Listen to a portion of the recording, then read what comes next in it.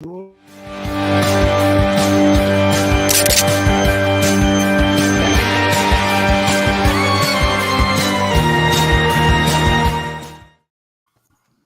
hello and good afternoon, everyone. Welcome to this week's very special Game of the Year 2021. My name is Mr. Boomstick XL. I am your host. I am sitting here with three of my friends, one of which happens to be my brother. I'm hearing an echo. Somebody's got something in the background that is kicking back the actual podcast. So just lower whatever it is you got going on. But listen, ladies and gentlemen. Let me introduce the panel. If you are new to the channel, I want to welcome you to Double Barrel Gaming. This is a channel that does not use hate or negativity to motivate its sub count. We talk about video games. We have fun doing it. I do 3 live shows and a VOD about Xbox each and every week. Today we're doing something very special. The 3 other gentlemen that you see sitting here are longtime friends. We all met at Funkoland, which used to be the GameStop back in the days. And as you saw by the advertising of the show, this is our 10th annual get together. Now, obviously, I've only been doing YouTube for 4 years, and it's the 4th live one, but we've been sitting down as friends discussing our favorite games of each year for a decade. And it's a special day indeed, because I know that a lot of people do this, but I don't think they go to the extent that we do. And on top of our top 10, our most favorite memories of the past decade, biggest disappointments and surprises of last year, and so on and so forth. We are, by the end of this podcast, going to be talking about the Activision Blizzard deal that shocked the world. That is something that still needs to be conversated about. And even though you've heard my opinion and you got a chance to hear my brother Neo Mental live when this news dropped on Tuesday, we haven't heard the Jay the Retro Gamer or Jay the Destroyer's opinion. And I cannot wait to hear their raw expectations of what happens because of this deal. In the background, you're going to get a chance to see some of the biggest games of 2021 playing. Of course, we opened up with the granddaddy of them all in Halo Infinite. And listen, let's get to the introductions. I'm going to start first with Neo Mental. This is my brother, folks. If you didn't know, that's right. My real life brother here to drop his knowledge. What's going on, dude? How the heck are you? I'm good. Happy Saturday, all. I'm chilling. I'm excited to talk some games. A little craziness going on, but it's going to be a good time. 10 years is a long time to be talking video games. This is not like we normally do. And I miss hanging out and just spending literally an entire day talking about video games and memories and stuff. So, we'll have to settle. Hopefully next year will be a different look. So, yeah. Again, next year is looking to be a big year. I don't know how much the delay bug is going to hurt our conversation next year. It appears that 2023 is going to be one of those years that could challenge the iconic 2007 that is still revered as the best year in gaming, especially when you start talking new IPs. But we'll get into that. Next up, we're going to go next with Jay the Retro Gamer. Now, if you don't know who he is, he's a good friend of ours. He was a manager and the lead at Funkoland when we all started, and he leads this conversation because he's the one that actually comes up with the point system and the topics and everything. Jay the Retro Gamer, what's going on, brother? Welcome. Thank you, Boom. Good to be here. Good to see all you guys. I know it's not very often we get together like this, and just it's hard to believe it's been 10 years. We've been doing it, but again, more than anything else, just miss seeing you guys, miss hanging out, whether it's games or life. Just good to get together. So happy to be here. Yeah, well, it's great to have you, brother. And yes, we need to do this certainly more often. And obviously, I feel obliged to cut in because every year I'm going to say this. This gentleman also fired me twice, not once. All right, check. You managed. I think he was on the verge of firing me once too.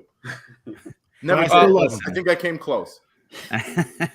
And last and no way least, with the best background of them all, Jay the Destroyer. What's going on, dude? Hello, everyone. Looking forward to getting into our top 10, and this should be good. Yeah, it's going to be a lot. It's going to be I mean, again, we are very late into the start of the new year, and normally we start hearing these game of the year conversations early on. But this is the schedule that we were able to get everyone together, and you know what? It's still a relevant conversation. But you know what? I want to open up with a look back at 10 years in gaming, and I want to start first with Neo Mental on this. You know, we're not going to make you break down a decade of gaming because, quite frankly, it's just too much. But I'm very interested to get your one moment in time that really jumps off the page for you as the wow moment that happened in those 10 years. I mean, literally, it's destiny. I mean, you're talking 2014. Yeah, I mean, Destiny was a game changer. It really was. Just for clarification and context, how much time did you and have you put into Destiny, not just on the Xbox, but on the PlayStation as well as the PC? Let people know how many hours you actually have invested in Destiny 1 and 2, because it is quite astounding. Well, it's funny because I was actually just writing a little bit of a long op-ed on it. It's about 2,000 actual in-game hours. When you consider all other stuff, it's like 3,000 across PlayStation, Xbox, and 3 accounts total. Because my original Nintendo PlayStation account I lost access to, and then when I got it back, I started over again. So yeah, it was quite a lot of hours in there. I thought I was gonna be playing that game for 10 years. I haven't touched it in like 2 years now, but I mean, I had kind of stopped gaming around that point because that was right around the time I was moving to Jersey. I was getting married. My mom was sick. I had just graduated from school a couple years before. So getting back into gaming, Destiny was huge. But it changed the landscape of what shooters could be. And that same year, initially, Division was supposed to come out. They got delayed. But Destiny kind of laid the groundwork for a lot of things. And I think when you talk about shooters of that nature, it's really the blueprint that a lot of people have been chasing because everything has been the supposed Destiny killer. So Destiny is probably in the 10 years one of my biggest ones. Right behind that's going to be Division. Yeah, it's funny. Those are two games that came out last generation that are probably, if I were to break it down by generation, in my top 10 for sure. More so the Division, because of the connection that I had and you as well, to it being in New York, which it was almost a 1-to-1. It was just incredible, and the amount of times that we spent hours upon hours playing both Destiny and the Division. Just just bananas. But yeah, that's a great pick. Jay the Retro Gamer. When you take a look back at your past 10 years or just the general past 10 years of gaming, I mean, it's hard to logistically put a finger on a specific time, incident, game, franchise, moment. But I'm going to challenge you with that and say, what jumps off the page for you as one of your most memorable 10-year, decade-long moments? Well, really, it's 3 things. When I look at the games that I've played in the last 10 years, or what have been the ones that stick with me, a lot of it is these big open world games, especially ones from Ubisoft, games like Assassin's Creed, Horizon Zero Dawn, Far Cry. Just that formula just really speaks to me. I love playing those games. Then there's your Metroidvanias, your Ori and the Blind Forest, maybe the single best game I've ever played. And then finally, in the last 10 years, finally getting the superhero games and like Spider-Man and the Batman trilogy from Rocksteady that prove that not only can you make a great AAA game, but a game that, pays fan service, to the source material of the comics. So those are the, no one specific game, but that's in general in the last 10 years what's really stuck out for me. Yeah, and as these consoles continue to gain PC level power, we are very fortunate. And again, I think every one of us here are old enough to remember playing when games were sticks and dots.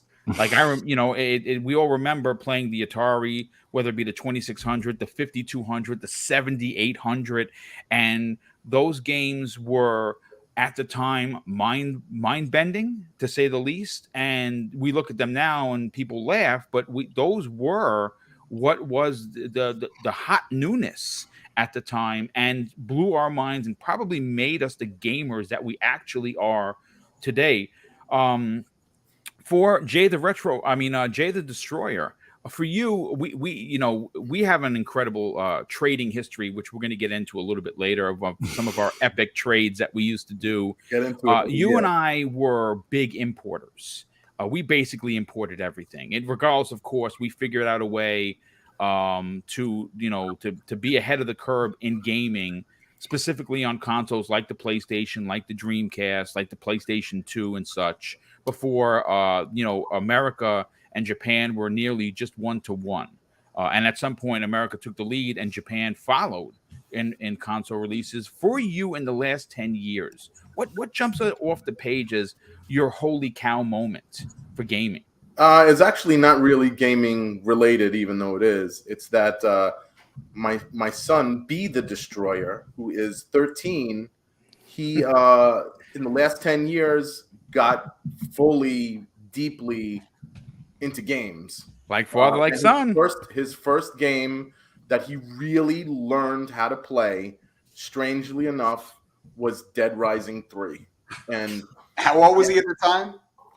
What year did Dead Rising 3 come out? I think that was a launch title for the Xbox 360, I think it was. No. Dead Rising 3 was a launch title for the Xbox One. Oh, okay. Yeah, you're right. So then 2013, but maybe it was 2014. I don't remember anymore. 20, yeah.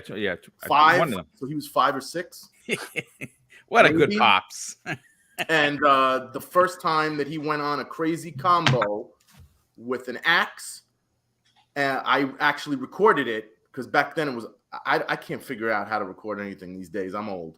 But back then it was like Xbox record that because we have, and I still have the clip. And yeah. So, and now today he's huge into gaming and the gaming culture. And yeah, pretty cool. That's well, I don't know if what I'm going to say can challenge a moment like that. That's a father-son moment that has been shared. Now we all know that your 5-year-old was axe murdering zombies, and that's awesome. I mean, I think that it's gaming is really from age 2 to 65, right, or 105. It doesn't matter. The family that slays together stays together. There you go. I like that. That's awesome. For me, I look, there are a lot of moments. I can easily say, well, the first time I did a live stream, which was Breakfast with Boom, that would be the easy and cheap way. I have to go back to a specific incident, a time. We talk about Xbox and where they are now, and we're going to get into that towards the back end of the program.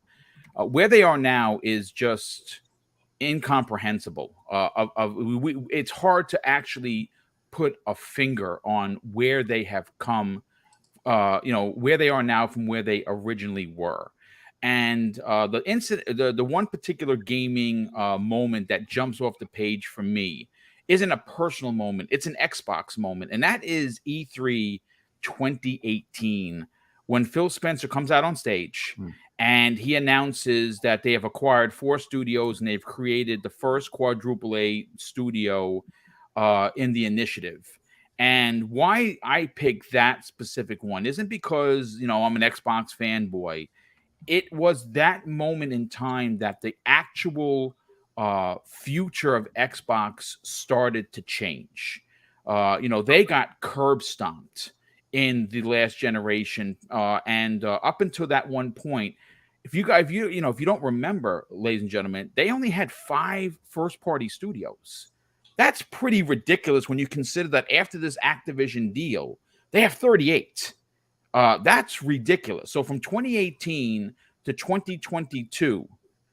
They have gone from 5 to 38. That is a plus of 33 studios in a matter of only a couple of years. That's bananas to think about. So for me, that is what jumps off the page, because as an Xbox first guy, I mean, if I had to go to an island and you're taking one console, well, it's going to be the Xbox 10 out of 10 times, no questions asked. So does that make me an Xbox guy? Maybe it does, maybe it doesn't. But all I can tell you is that as someone that has seen both Nintendo and Sony run away with market share, market speak, high quality games, to see Microsoft do this incredible turnaround is just it's really, and what could you say? It's incredibly impressive, and that starts at the leadership of Phil Spencer, who has single-handedly turned the tide for Xbox, and now Microsoft, which was originally known as the company that has Windows.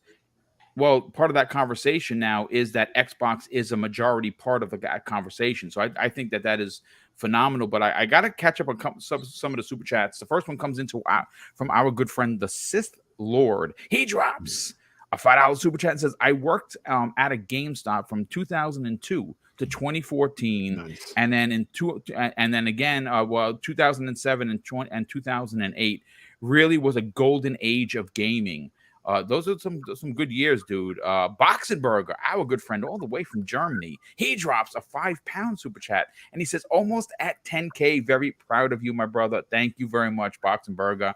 Yes, folks, and if you are finding the channel for the first time, Double Barrel Gaming, I've been doing this since only 4 years, but only live content for 3.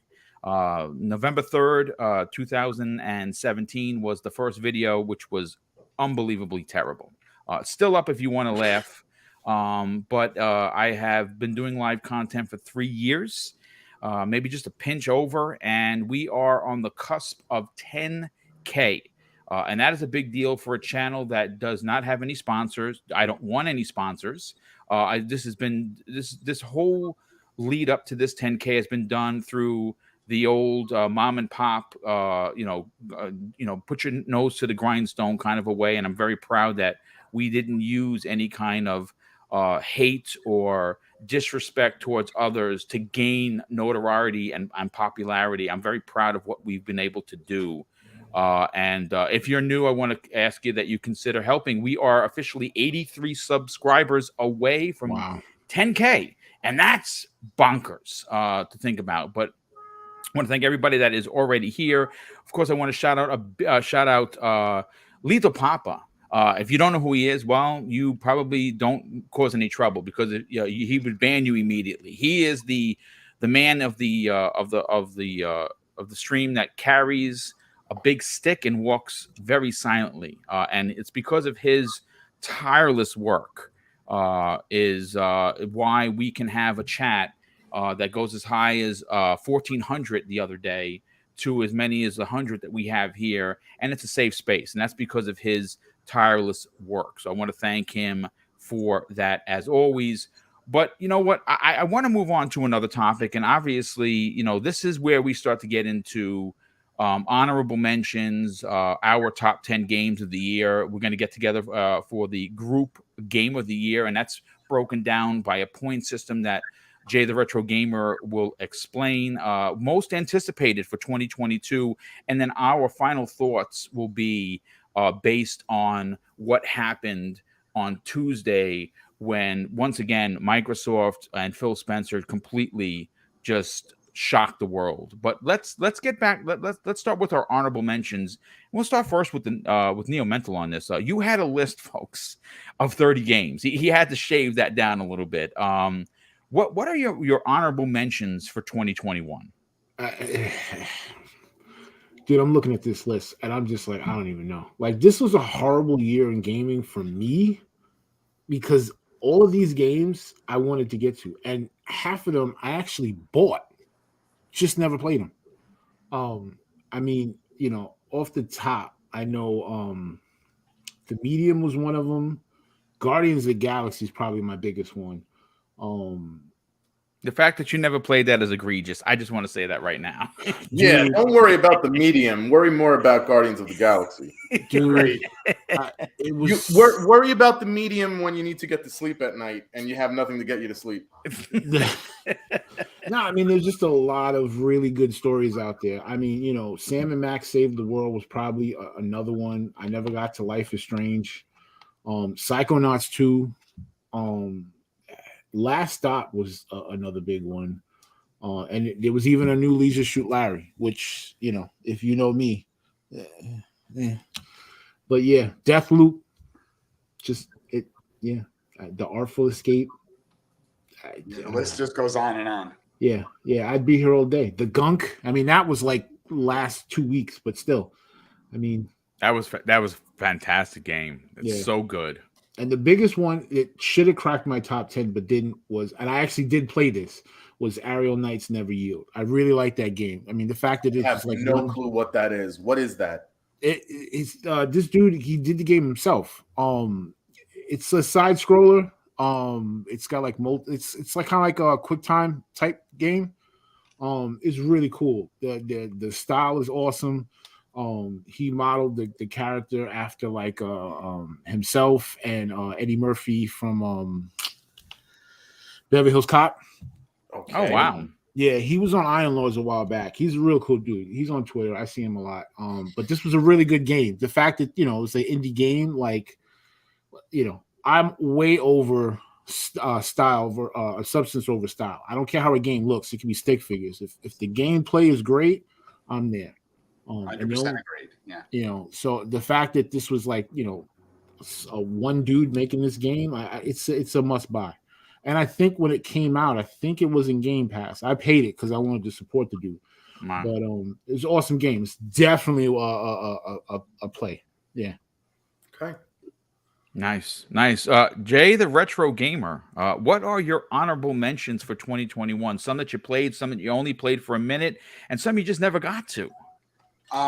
Yeah, I please put down the pitchforks. One of my honorable mentions is going to be Halo Infinite. Holy matrimony, ladies and gentlemen, you've just been canceled. Time to it. I played a little bit of it, and of course it's Halo. So I'm right there with you, but I put it on my list because I don't want to get shot. Yeah, so I have no trouble saying that. Yeah, I will get to it, and I do, because from what I've been told and what I know, it does get to be more of like an open world type game, which I do like those.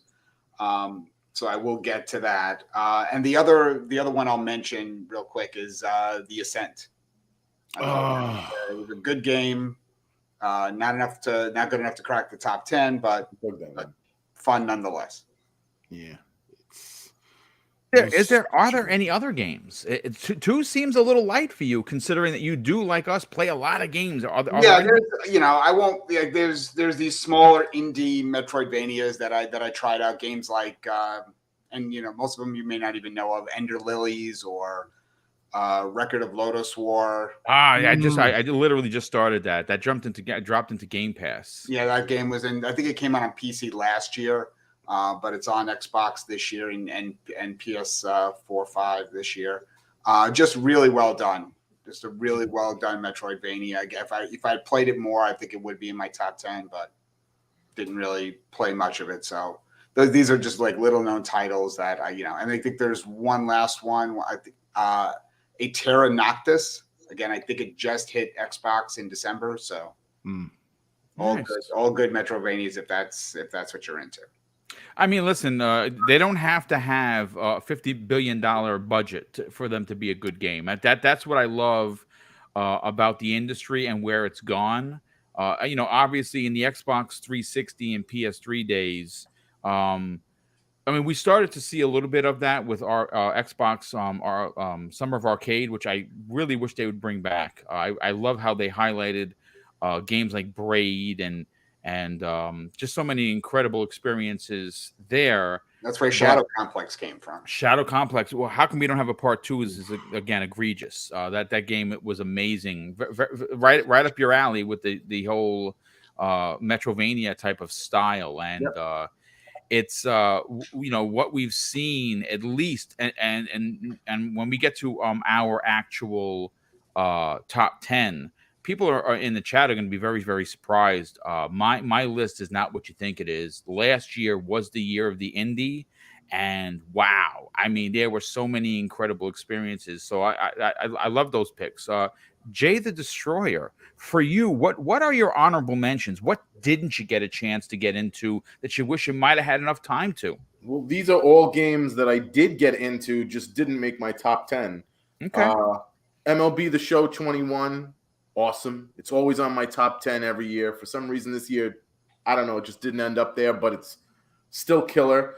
Cruisin' Blast, which no one really ever talks about, for the Switch, awesome arcade racer. Last year, I was really big on these guys, Bitmap Bureau. They made Xeno Crisis. Well, they came back the last year, the 2021, with Battle Axe, which is I didn't know that one. Old school. It's sort of like 2.5D type, pixel hand-drawn type game. Awesome. Outriders. There was about 3 weeks in 2021 where we were all obsessed with Outriders, and all of us, we were done. Hitman 3, Hot Wheels Unleashed, Lost Judgment, which I wish I had more time to get to. Deathloop, another one which I wish I had more time to get to. I played it, I liked it, and Far Cry 6, the same thing. Great game, just with everything going on at this age. You have job, you have relationships, you have life, you have everything. Where you get time to sit around all day and play games is beyond me. So the time I do get is, trying to catch up on all this stuff. Yeah, I mean, listen, it makes sense. And look, time is unfortunately a commodity that we can't put a value on because we're limited to what time we have. Even being retired, you would say, "Oh, boom, you have all the time in the world." Not when you produce 3 shows a week. It's very, and again, I've really cut down on how I do the production in regards to writing the shows. Used to spend hours upon hours, but for me, here are my honorable mentions that no one has mentioned yet. Well, actually, okay, so I am gonna add one. Outriders, I think, like Jay the Destroyer just said, was one that we were all obsessed with for a lot of reasons. One, it's a new IP. The domination of that conversation came that it was in Game Pass day and date, which was incredible. And even with its problems, it still had a lot of fun. There was a lot of fun involved there, especially when you started finding, if you're a loot grind kind of a gamer, you appreciated what they were trying to do. Was it a perfect experience? No, not even remotely close. And if there is a second one, which I don't know if there's going to be, I would love to see this receive the Uncharted 2 effect. Uncharted 1. Was Outriders really horrible? Was it really horrible? Yes. Coming from a guy who thinks Cyberpunk 2077 is incredible. Hey, don't make me come over there. Don't make me come up. Cyberpunk had issues, and I did not deal with a lot of the issues that a lot of people dealt with, but Outriders had an arc where even though they're 2 separate games, I would take Outriders any day over Cyberpunk, any day of the week. Just say no. Just say no. Right, tell me you're a drug addict without telling me you're a drug addict. Boom. Sorry. Bro, I beat that game 4 times. Okay. Oh my God! What a yes, he did 4 times. He got every ending in that thing. Yeah. Wait, you played through it 4 Outriders times? had an arc. It started off amazing, bro. We were in there. We all jumped in. We were in. It was amazing. But when you started getting towards Endgame, dude, I was literally. I remember fighting a boss for like 20 minutes. I was just having so many problems. And then by the time I beat the game, I beat it. I didn't do any of those like campaign thing, whatever that stupid thing was. I uninstalled it. I mean, I know that they went back and they said that they fixed a lot of stuff and maybe it's a different game now, but it was too painful. I still love you. Bro. I love the love in the room. All right, bro. Okay. I'm sorry, Boom. I love you no, too. No. This is what conversational podcast. Indeed it is. And I pull that comment directly from Greg Miller. Don't do drugs before live streaming to thousands or tens of people. Okay. Well, listen, we have over 100 people here. Hopefully we'll get some views on the back end of it. This is listen, I don't do this show for the views. Honestly, this is something that we do as a group of friends that are considered extended family members, brothers, if you will, and we get a chance to do something that we've done privately for 6 years prior to me having a YouTube channel, and we just get out here and we have some fun with it. But here are the three left on my list that are two of which are going to shock a lot of people. First of all, The Artful Escape just missed my top 10. Like, by this, it is, what an experience. What an incredible experience. If you have not played it, my God, please go to get Xbox Game Pass and download this game. It is such an unusual, beautiful sounding and looking game that tells a story that is really deep up on the surface. Like, on the surface, you're like, oh, it's just a kid running around. It's not. If you take the time to really stop and talk to people and learn the pressure that he's under as a young man and where people want him to be and where he actually wants to be, it's a great story. But here are the two ones that are going to shock people. Mass Effect Legendary Edition did not make the top 10, and it should have for a multitude of reasons, because they redid specifically, Mass Effect 1 was done just so well. I am literally at the end of 1. I am like a Sauron fight away from beating it, and then I want to get to 2. But again, it's just one of those situations that I just don't have the time for. And here's the shocker. Resident Evil 8. That's crazy, dude. Did not that's nuts. Into the top 10. That's nuts. Yeah, it is nuts because Resident Evil is my favorite franchise of all time. Resident Evil 2, 19, number 1. Resident Evil 2, 98, number 2. Resident Evil 3, 99, number 3. Those are my 3 top games of my entire 40-plus year gaming career. I am Do a you still have diehard. the plaque that Josie made you? I do. It's on the wall right behind us. It's with all the guns. Yes. The fact that you have not, that's crazy. Yeah. Look, here's the thing. I didn't beat the game. I got to the part at the end with Chris. I actually hated what they did with Chris Redfield. Hated it. I hated the fact that we are now dealing with vampires and Lycan. I hated the fact that the guy Nathan, whatever his name is, was the main character, and in the beginning of the game, no spoilers, folks, he tapes his arm back on. Look, I'm a Resident Evil fan, and I get it. You pour the heal juice on there, and you're good. You don't lose an arm or a hand and be like, we're good. No, I there was a lot about that game I didn't like, and put a little tussin on it. Yeah. Yes. Well, I remember texting you when I hit that part with the arm. I remember texting you and saying, "This is outrageous," but I started laughing. But I gotta say, like, the characters, because I'm at the absolute, and you'll find out I'm on the absolute other side of the spectrum. Yeah. RE8. That the characters they created for this one were incredible. I mean, well, they're memorable for sure, especially the 19-foot tall woman, Lady Dimitrescu. Amazing. Oh my God! Stop it! Yes, stop it! I cannot tell you how that affected my timeline.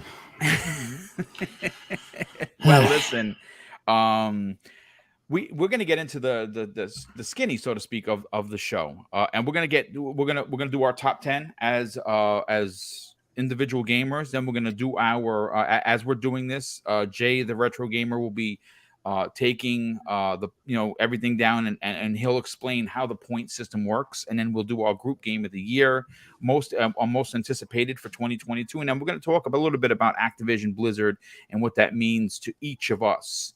Who ordered a horse, and why are we beating it?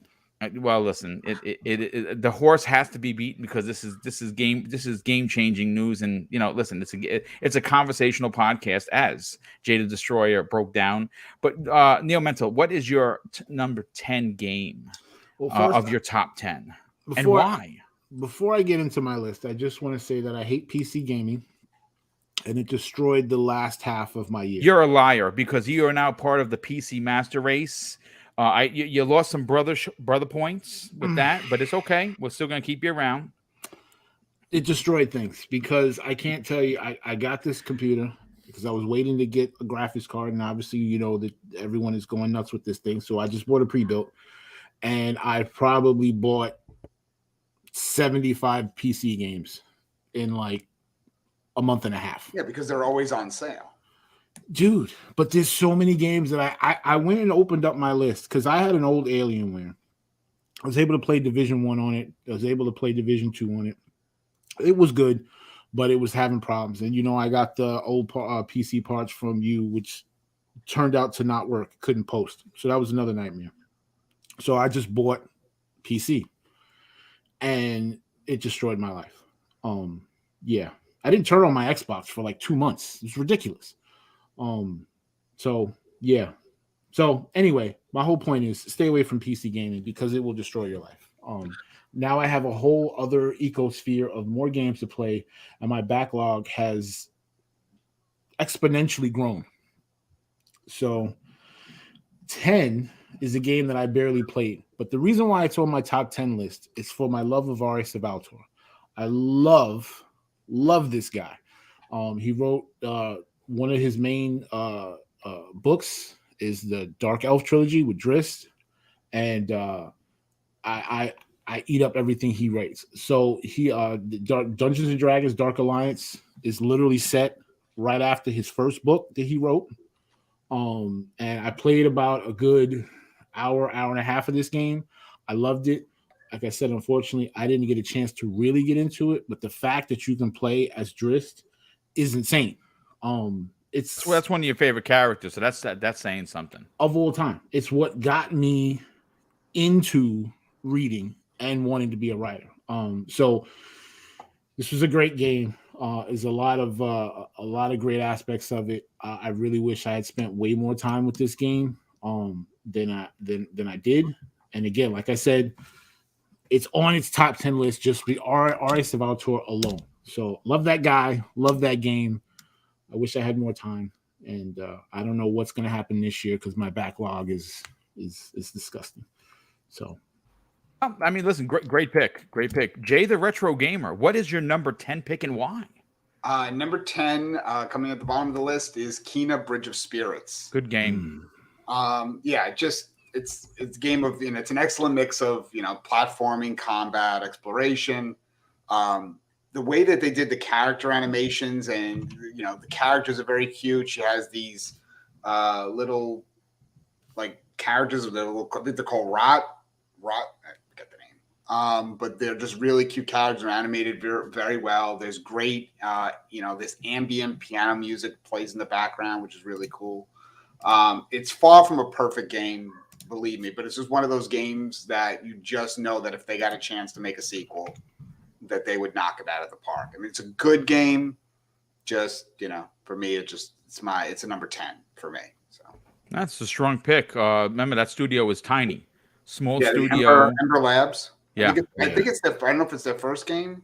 I believe it is their first game. Yeah. It is. Yeah, and small, and you know what, it gave me cameo vibes a little bit, which I really enjoyed. Like you, I didn't get a chance. Well, I don't know if you beat it or not. I got a chance to put about 4 or 5 hours into it. I really enjoyed it, and again, it just got lost in the abundance of titles that just released this year. But Jay, the Destroyer, what is your number 10 pick for 2021? It's a little low on the list, maybe for other people. I don't know, but It Takes Two is number 10. Strong pick, dude. That's one game of the year according to the Keeleys. Yeah, I mean, played the hell out of it, and sort of, you know, me and Be the Destroyer were playing it, and we got to you know, there was just a point where we were obsessed with it, and the puzzles and everything. Honestly, they were masterful of how each level works. And then we just lost interest in it for a while, which was weird. But we came back to it, and it was a fantastic game. And I think one of the best co-op games maybe ever made. Thank you for mentioning that. It reminds me that I've got to still play that game. Yeah. me too. Yeah, that's a game I never got to. I bought it because I want to support that development house. I know they got support from EA, but Joseph Fares is just an iconic gaming character. He logistically, every time you hear him speak, it's just funny. It's forthcoming, but more importantly, and why I love him as a person, as a representative of gaming, it's honest, and he's not afraid to lose or potentially get on the bad side of a publisher because he says something about them, and that's not something you see very often. For me, my number 10, and this one was surprising because I usually shy away from Souls-like titles. Death's Door, which just dropped into Xbox Game Pass. It gave me the old school Zelda vibes by also adding a hint of difficulty when it came to the boss fights, which some of them were just legendary. Again, if you missed out on it, if you are an old school cat like us and you like those Zelda type of games, and you also are not frustrated to the point of I'm breaking my controller boss fights, this game might be for you. I actually beat this game, and that last boss, holy shit, it was really something else. Tested my patience for sure. But Neil Mental, what is your number 9 pick of 2021? In the realm of games that no one ever heard of, in Koja, it was on the PC. It's a point and click game. That's actually your favorite genre. People don't know. Yeah. So that was one of the first games I bought when I got the PC. Graphics cool. Takes place in the future. It's this little girl. Every child gets a robot, but she's homeless. It was a really cool game. Like I said, when I got the PC, I literally had a list of games that I was looking at, and I had forgotten that this game came out on the Mac, and I could have played it on my Mac. And when I got it on the PC, it was one of those head slapping moments, and I really enjoyed it. I didn't get too far into it, which is why it was lower on my list. But it was a really good game, and I'm really happy that there's a lot of point and click games in that realm on the PC, because I mean that was the problem I was having. By the time I got to it on the consoles, I'd go look to see when this game came out, and it would have come out 5 years before on the PC. And I'm like, well, why am I waiting, for that? I can just cut all the stuff out. So, again, when I went on there and saw all of the great games that they're making, like there's a lot of studios like Annapurna. They make a lot of games. There's another, actually, I got 2 on my list, actually, if I'm not mistaken. They're one of those publishers that you just you stop when a game comes out from them, because they have yet to release a game that isn't in the quality or potentially game of the year conversation. They know how to pick them. They're pretty incredible. What's interesting about them is, as I was looking at it, they actually have a movie side. Oh, I didn't even know that. Dude, there's a lot of movies that they made that you know of, like, because they made Her with what's this dude's name? Oh, crap. With Scarlett Johansson and No, with her, Joaquin Phoenix. Yes, Joaquin Phoenix and Scarlett Johansson. They did American Hustle, Zero Dark 30, Hustlers, Detroit. There's a lot of movies that they made that are really great movies. They know how to pick really good stories. Because they also did 12 Minutes. So they've got a really good track record. So at this point, anything that they drop, I'm buying off the rip. Nice. I give them credit for at least trying something new. 12 Minutes did not connect with me at all, but same here. It's I definitely give them credit for going, like trying something different. Yeah, that game was different. We'll talk about that. Yeah, but yeah. Yeah, absolutely. Well, I mean, again, strong pick. Again, I love the fact that PC is coming into the conversation, because normally that's something that I go to, because I have a nice PC. I just don't play games on it. Even if I had a monster $5,000 rig, I wouldn't play games on it. I'm not doing it. I'm not going to convert to the dark side. You will never see Boom again. Well, actually, I got to say, I only played Halo on the PC, and It I was know. nice. I know. I know. It's wow. You know, real quick before we bring in Jay the Retro Gamer, I got to thank 2 new channel members, which is freaking awesome. Clinton Nethery, thanks so much for welcome to Boomtown. Definitely appreciate that. And Iman Burns becomes a channel member. Here comes the boom. Thanks so much for that. I definitely appreciate the generosity and helping this channel grow financially. So, of course, Mrs. Boomstick and I can continue the onslaught of giveaways. And if you missed out on the December Christmas with Mr. and Mrs. Boomstick, we gave away over $1,000 worth of prizes. And you didn't even have to be a channel member. That helped you get extra entries for sure. But yeah, we try to do that a couple times a year to just do what we love doing, and that's giving back to this incredible community that has gotten this channel damn near 10,000 subscribers. But Jay the Retro Gamer, what is your number 9 pick? Once again, staying with the open world genre, my number 9 game is Biomutant. Really? Just imagine. I have it. It's still sealed, and I heard a lot of great things about it. Yeah, if you can imagine Teenage Mutant Ninja Turtles, Horizon Zero Dawn, Devil May Cry, and Breath of the Wild all got together and had a love child. You basically it sounds like a foursome that I'm looking for. Right, and I would know. I'm not claiming that any of those that this game is on the level of any of those games in terms of quality. But listen, those are all incredible IPs, and if you're saying that those there are certainly all 4 of them resonate into this one right game that's a new IP, that's interesting for sure. Yeah, I mean, you know, the scale of the world is just massive, and just, you know, sometimes games do a really good job of kind of portraying the scale in terms of, you know, the vistas that they put in front of you graphically. The combat is fun and varied. You could either be a melee guy, or you could be more of a swordsman, or a gun. You can use gunplay, and you can mix it up. So you know, it's fun in that sense. I found that a lot of fun. The mission structure overall, after a couple hours, can get to be pretty repetitive pretty quickly. And those that have played it, you know, there's no spoken dialogue in the game other than this one single narrator, which can, after a while, get to be pretty annoying. It's just a game that was just shy of being awesome, and same as Kena Bridge of Spirits, the developer, you know, Experiment 101, if they got another shot at this where they could fine tweak some of the issues with the first game, a sequel would be amazing. Yeah, well, I have it. I picked it up. I think I picked it up for like $19 during Black Friday. Yeah, and not a $50 game to me, but certainly at that price, it's a steal.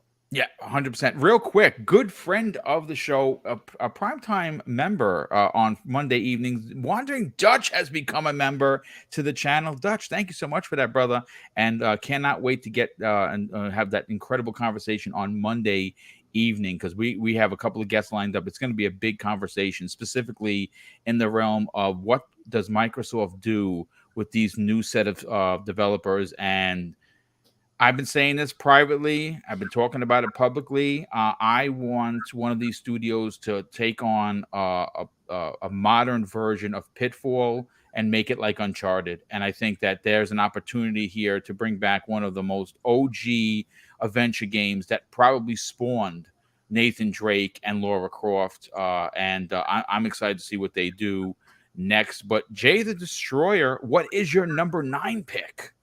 My number 9 pick, I'm a huge fan of horror. I don't think this was a particularly good year for horror games in general. But my number 9 is the House of Ashes, the Dark Pictures anthology, the 3rd one that they made. So much better than Little Hope, like a million times, honestly, a million times better than Little Hope. Little Hope was disappointing, to be honest. Very disappointing to me. Yeah. And I love everything they do. So this one was great. Had a great time with it, and looking forward to the next one, which is, I cannot remember the name, but that looks great. It's more of a serial killer type tone to it. And yeah, that's my number 9, House of Ashes. How much time do you think you put in that? Oh, yeah, beat it. I know, I'm saying, but how long do you think total? Oh God, I don't honestly, dude. I don't even remember. Could have been that much. It was no more than 5 or 6 hours. Yeah, the all three of them, the Awesome. anthology weren't long. You could probably run through them in about 20 hours, the whole trilogy. Yeah, absolutely. I bought it. I never got to it. It's on my list too. I played the first one. I actually beat the first one. Man of Medan was really 4 times. Good. Really good. Yeah, I tried to get every achievement. We failed. I had everyone live except for one, and we literally just missed it. I remember you talking about that now. Yeah. Yeah, the first one was fantastic. I beat it 4 times. The second one was not scary. The second it one wasn't a good game, to be honest with you. The characters were a bit annoying. I gotta be honest with you. Everything was just lacking. Yeah. But this one really came back and they really amped it up, and it was just fun. It was good. It was really good.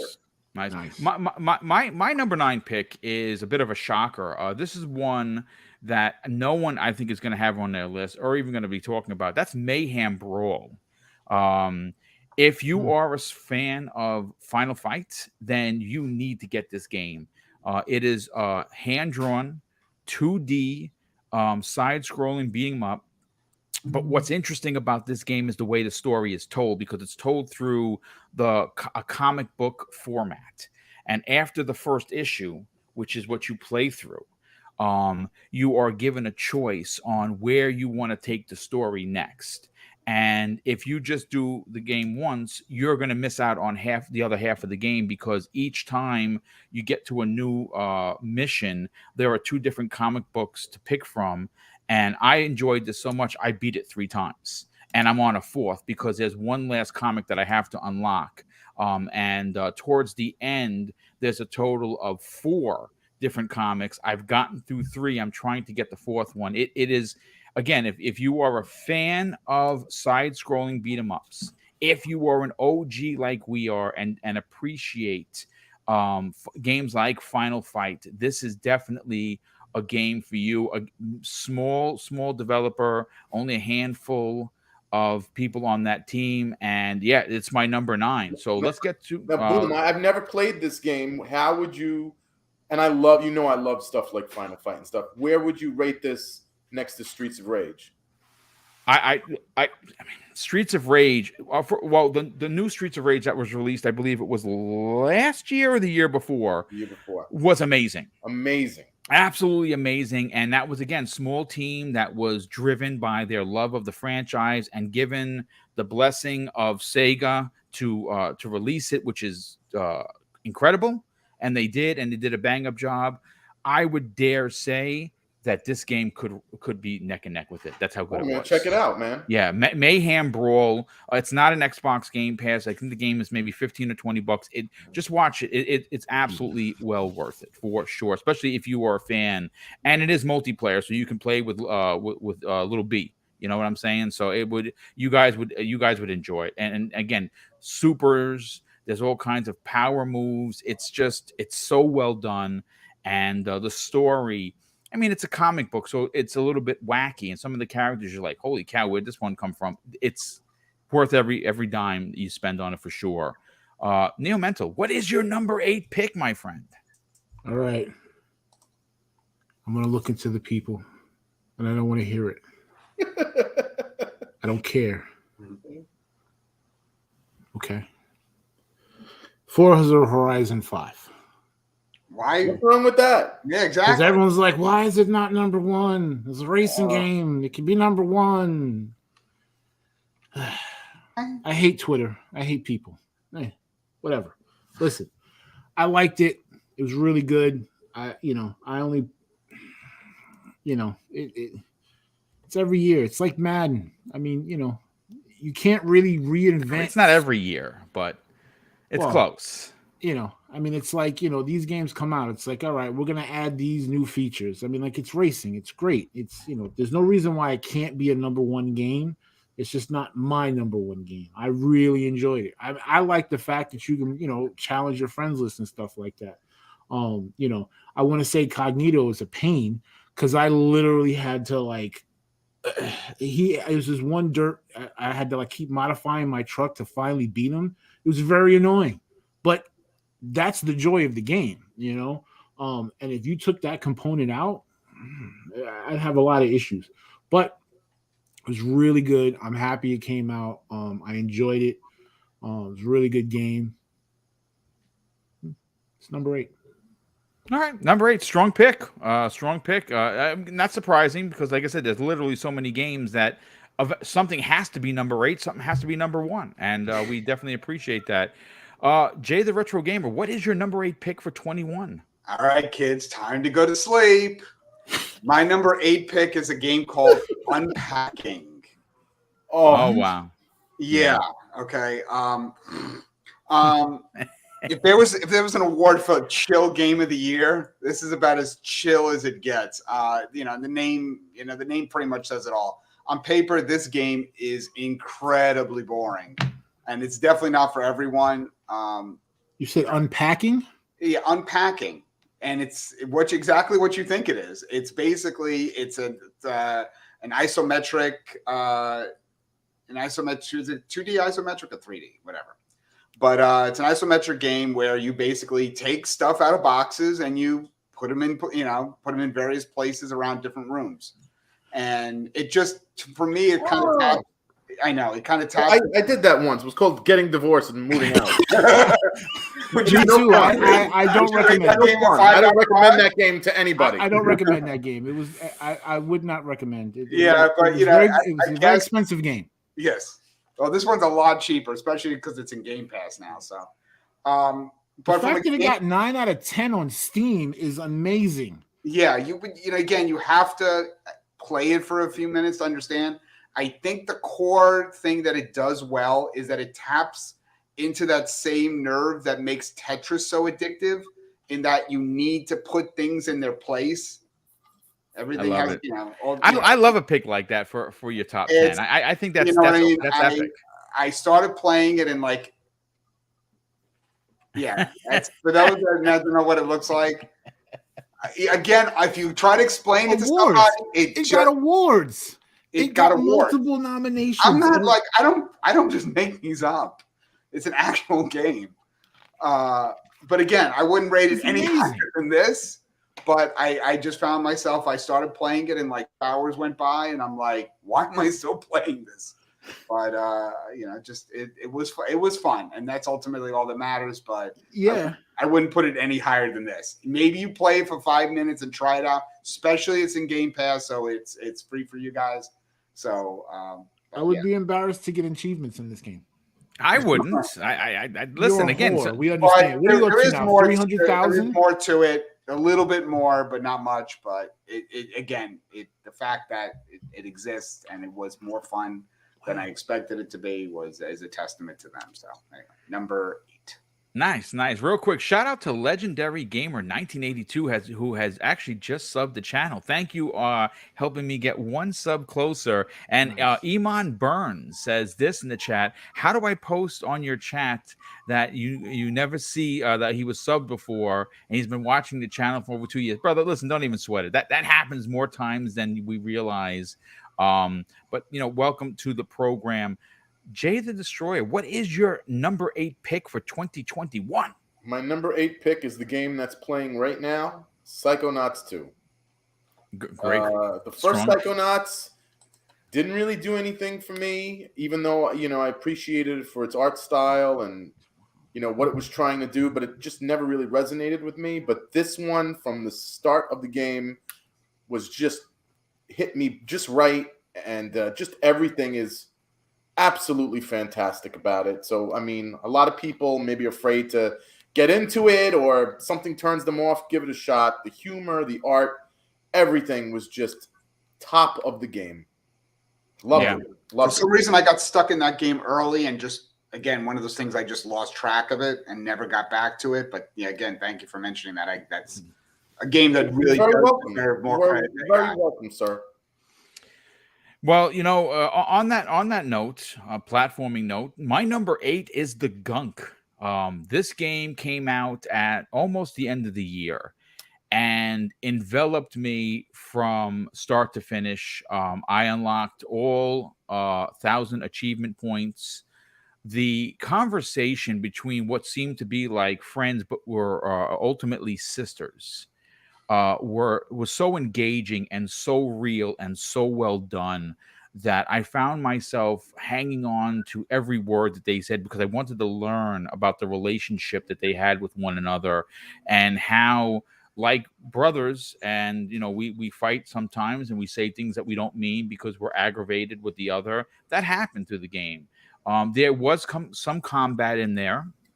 Some people wanted more. I thought it was fine. I just thought that the level design and the puzzles that were needed to be figured out to get to the next level were engaging.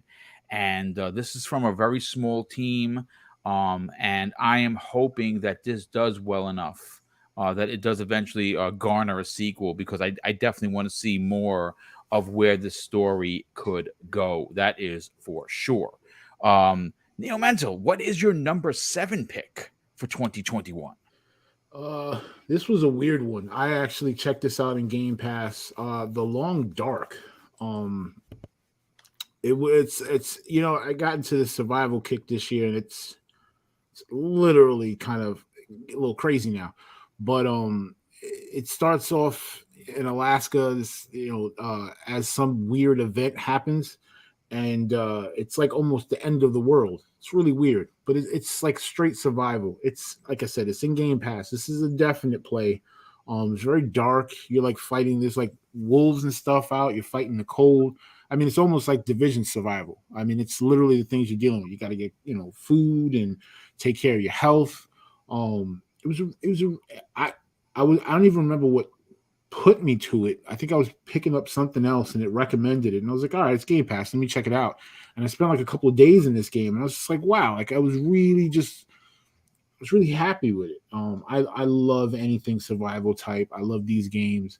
I'm not really a fan of the roguelite, but give me a survival mechanic and I'm there. And this was a really good game. It's definitely a good pick. I think it was a small team too. Forgot who made it. I meant to put that in there. But really good game. Really good game. I didn't finish it, but it's really good. If you don't know, Neo Mental loves those survival type of games, as well as point and clicks. He's an OG just like myself, so that's where that love comes. I mean, that's great. That's a great pick because it's probably one that a lot of people didn't even hear about or consider playing, and maybe now they'll give it the old college effort. Yeah, Jay, the that's Retro. the beauty of Game Pass. You know what I'm saying? Yes, Like you see these games, yes. and then you can always buy it after the fact. And I've done that. I did that with Outriders. There's a bunch of games I've played and then went out and bought to support. And got to do it, man. There's a lot of good games that went under the radar.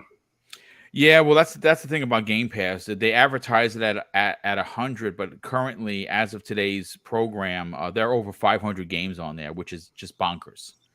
The amount of games that continue to drop in there and shadow drop. I mean, you're going to get some big ones then that they're going to announce, but there's been a lot of shadow drops as of recently, which just again the value proposition for that service is unlike anything we've ever seen, and we've been gaming for decades. So this is something else. Jay the Retro Gamer, what is your number 7 pick? At number 7, we have Hot Wheels Unleashed. Ah, dude, I have that. I bought that on sale for $19, and I haven't played it. It is just a fun racer that it's a love letter to any kid who ever owned or played with a Hot Wheels car. So it's why I love Forza Horizon 3, one of my favorites of all time, because you could play on this track. I'm sure the older games sold well in their day, because I know they've been making games since at least, I believe, the PS1 days. And most of them would probably be qualified as, just above shovelware. But the quality on this particular one is just, not quite as good as the other racer in my top 10. But the attention to detail on the cars is just simply amazing. And at the end of the day, it's just fun to race around those tracks and the tracks they designed in that game. And there's a good enough variety. It's, again, it's a great game, but it's, certainly not the best that I've played in years, but it's really good. Yeah, because of what this conversation, I'm definitely going to want to try it. I actually forgot I even bought it, to be honest with you. Real quick, the Blue One has become a new channel member as well. Thank you so much. Wow, we have gotten so many new channel members. That is freaking awesome. Thank you so much for that. Jay the Destroyer, what is your number 7 pick? My number 7 is Ratchet and Clank Rift Apart. Strong one. For Yeah. the quality of it, you figured it would be a little higher up, but it is what it is this year. What could you say about this? Well, it's Insomniac at their finest. Insomniac at their finest. Amazing graphics, amazing gameplay. I can't complain about anything about it. It's I loved it. And if you haven't checked it out, please do. It's worth whatever you pay for it, whether it be full price or less than full price. Worth every penny. Yep. Strong pick, because I'm going to have to reiterate that. Number 7 for me is Ratchet and Clank for the PlayStation 5. I love platformers, and because of my love of platformers, you would, again, like Jay the Destroyer said, you would imagine it was higher. Unfortunately, there were many games that just outdid it. Great looking game.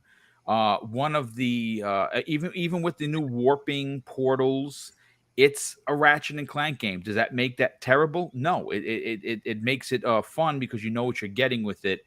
But it is just it's what, the 19th Ratchet and Clank. I'm happy to have it in my top 10, but as great as the game was, there were games that you'll hear later as we continue our list that just were better. Again, happy to have it in my top 10 and would highly recommend buying it. But do you buy it for $70? And see, that's where we could potentially differ in conversation. Or do you buy it and never play it, like you did? Yes, yeah. Don't do that, because that's really a waste of $70. Yeah. At least I can say I made it to the end. I haven't beaten it, but I'm close. It's absolutely worth $70. Yeah, I mean, no question.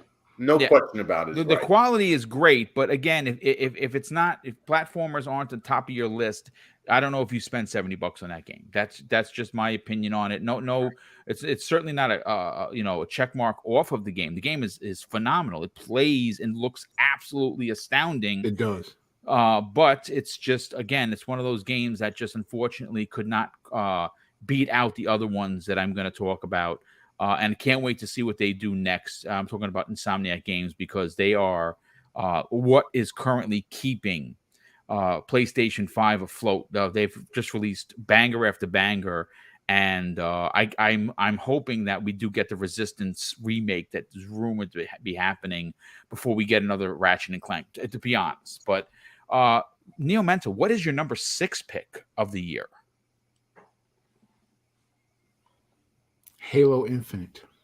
Okay, great. You say these things, and I get these weird messages, and I want to start beating on people. Very defensive about your list. I am, because people are weird. Your list. Be proud. That's right. Be proud of your list, damn it. Let me tell you something. I will knock someone out. I do not care. Yeah, I mean, it's unfortunate that I think I got 4 or 5 levels in. I enjoyed it.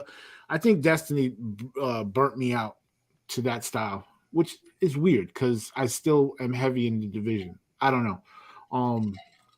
I just didn't get far in it, But listen, when I got the PC, I started playing Division 1 again. I leveled that character up.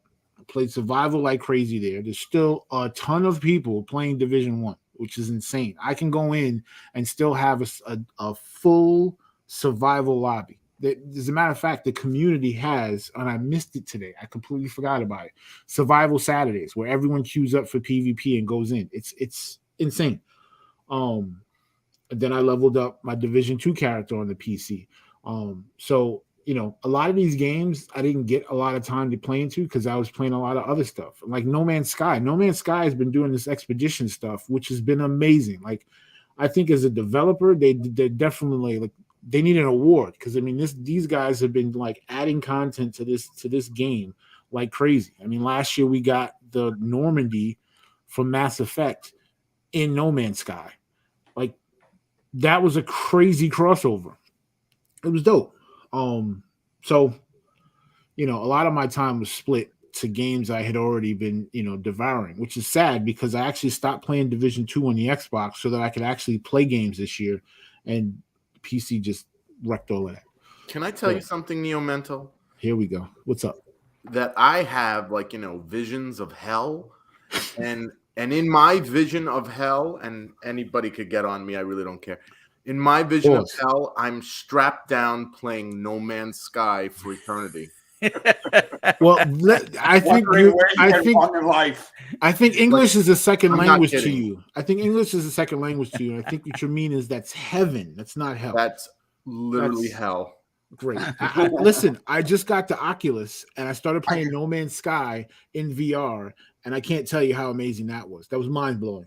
That was dope.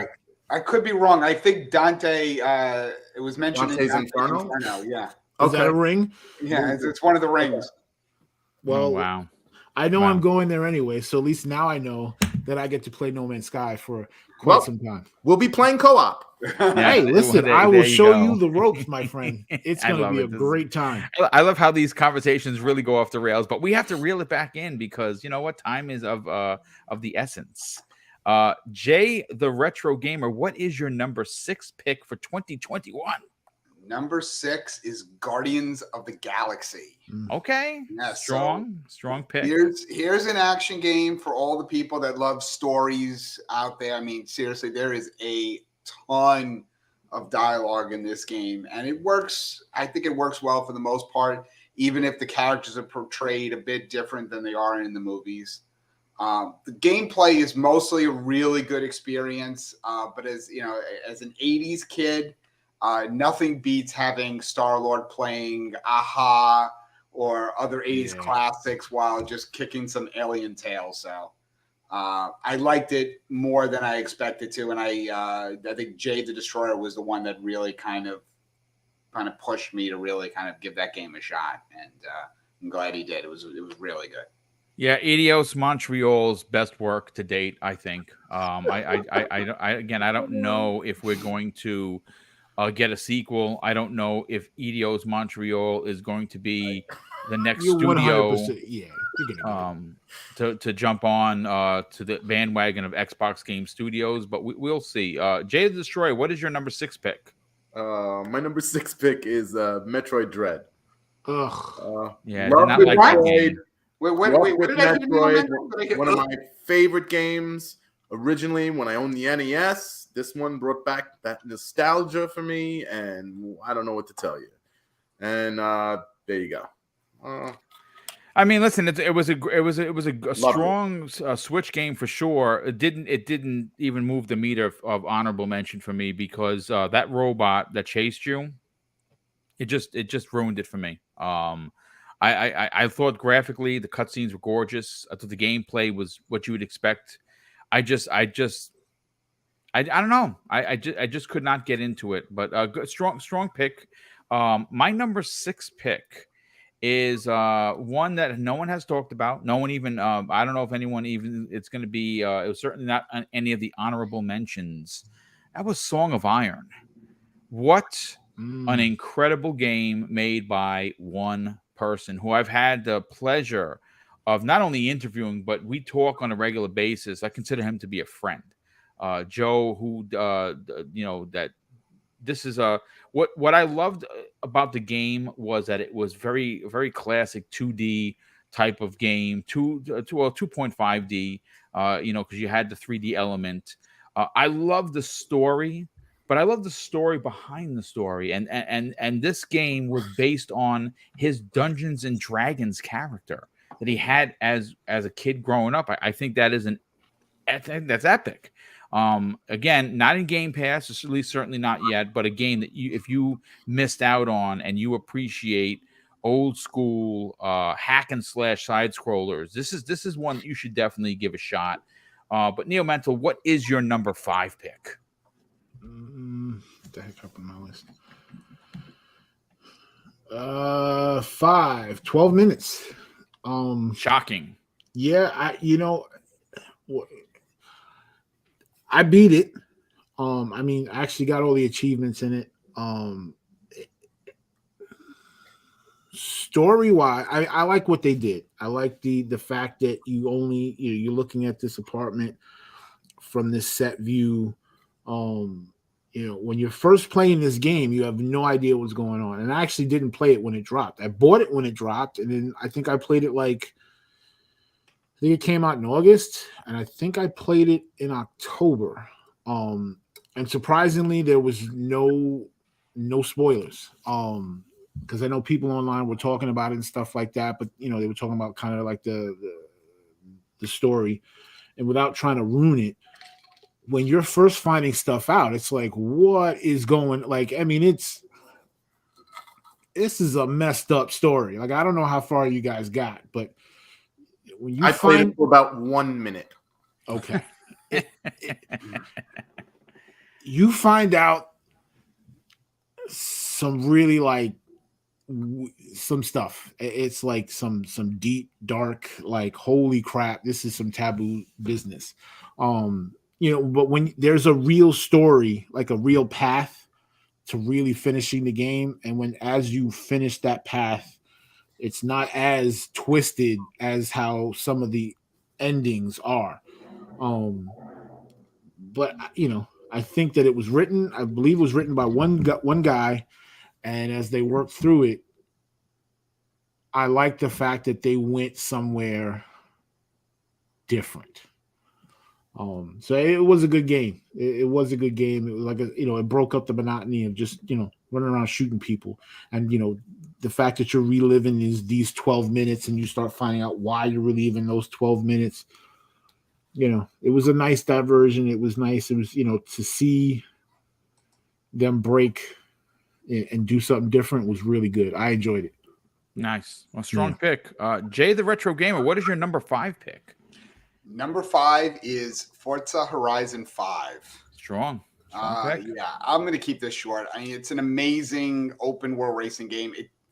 This game does not reinvent the wheel, but I don't think it really had to in this one. It has more content than any racing game has a right to. And yet, it just all comes together. It has a level of polish that you just expect from these guys. It's just, it's the complete like arcade open world racing game package. I mean, I would still, as a fan, I would still love to see a Need for Speed game of that level of quality. Oh man, yeah. But short of that, I mean, this is about as good as those type of games get. Yeah. All right, strong pick. Jay the Destroyer, what is your number 5 pick for 2021? I'll make it even shorter. Same game, Forza Horizon 5. Everything that he just said, it's awesome. I don't know what else to say. But top 5, that's my number 5. No, I mean, again, it's a strong pick. It's certainly the best in the series, and just the scale and scope of what you get in this package is just not to be believed. And it's safe to maybe even assume that the game is so good that it could be considered top 3 racers of all time. Like of all time, and that's saying something, because we've had things like Need for Speed Most Wanted, which was Xbox 360 launch title, still my favorite in the series. Absolutely. And Burnout 3, Paradise, still one of my favorite Xbox 360 games of all time. And Forza Horizon 5 goes right into that list. And depending on the day, I suppose you could mix and match which is your top 1, 2, and 3. But to say that, considering that we are in the age of gaming, and again, racers are common fare, to say that this might be one of the best ones ever made, that's really saying something. Great pick. My number 5 pick is Far Cry 6. And some might suggest that it could have been, because I'm a huge Ubisoft fan, have been for years, absolutely love and have beaten all of the Far Cry series titles to date, usually go in for the 1,000 plus achievements. I'm almost at the end of Far Cry 6. Again, it's one of those games that just got lost. But I put, 50 plus hours into that game, just flying around and just trying to do everything. It's an amazing experience. Neo Mental, what is your number 4 pick? Number 4 is Ascent. We played that. Yeah, what was really special about that one is I had given up on isometric games. I was not messing with them at all. But you called me, you had gotten a review copy for it, and you know, you got the code for the footage. I was able to play with you, and so we played it, I think, a week before it came out. Yep. And that was a lot of fun. I mean, there was, you know, there was something, I think, a little extra special because it was like you were playing this game that no one else was playing. I mean, you know, you journalists were playing it, or whatever you like to be called, YouTubers. But it was really cool, and I was really enjoying it. And I really got what's that game for the SNES? Uh, Elevator Action. Wow, dude, really? Elevator Action. Wow. Super Smash TV. It really gave me vibes from that, and I was really enjoying it. And that multiplayer aspect was awesome. I really loved that game. I probably would have put that as, I mean, because I just had a lot of fun playing that game, and I love the system. I love the leveling and stuff. I would have probably put that as my number one had it not like deleted my character by mistake. I mean, it was such a stupid thing. But so I think I got 70% through the game. I loved every minute of it. Now I've been like so hesitant to start over because like I had some really serious stuff. But you know, these things happen. But it was a really good game, and I think everyone should play that game because it was so much fun, especially multiplayer. It was dope. Yeah, they've done some incredible work to multiplayer. The game is completely fixed. If it didn't get to your playlist of 21, you definitely got to give it a shot. It's a small team. There are rumors that we are getting a sequel, which would be amazing. Oh man! And I think it was recently found out on someone dropped it on Reddit that it's been rated for the PlayStation 5, so PS5 gamers are going to get a chance to play it, which is pretty good. So. And if in fact that is the case, then I would imagine, and hopefully it does well enough to garner a sequel. I mean, the ending was an absolute cliffhanger for sure. But Jay the Retro Gamer, what is your number 4 pick? Number 4 is going to be like the smallest, like the big indie title of the list, a game that very few people I'm sure have played, but I really did like it. It's a game called Fist Forged in Shadow Torch. I saw that. Yeah, I had mentioned this in last year's Game of the Year is one of the games I was looking forward to.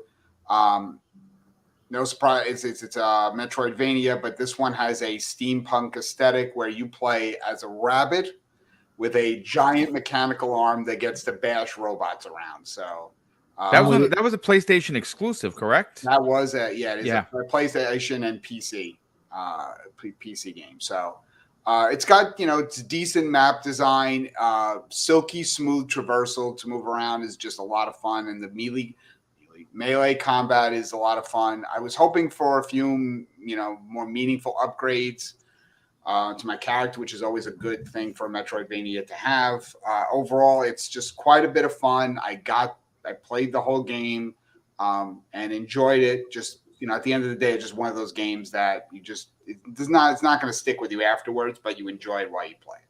Yeah, well, that's a strong pick. I don't know if that's on sale. That was actually a game I wanted to pick up and actually forgot that it even released. Believe it or not, that actually looked fantastic. Yeah, Jay the Destroyer. What is your number 4 pick? My number 4 is Returnal.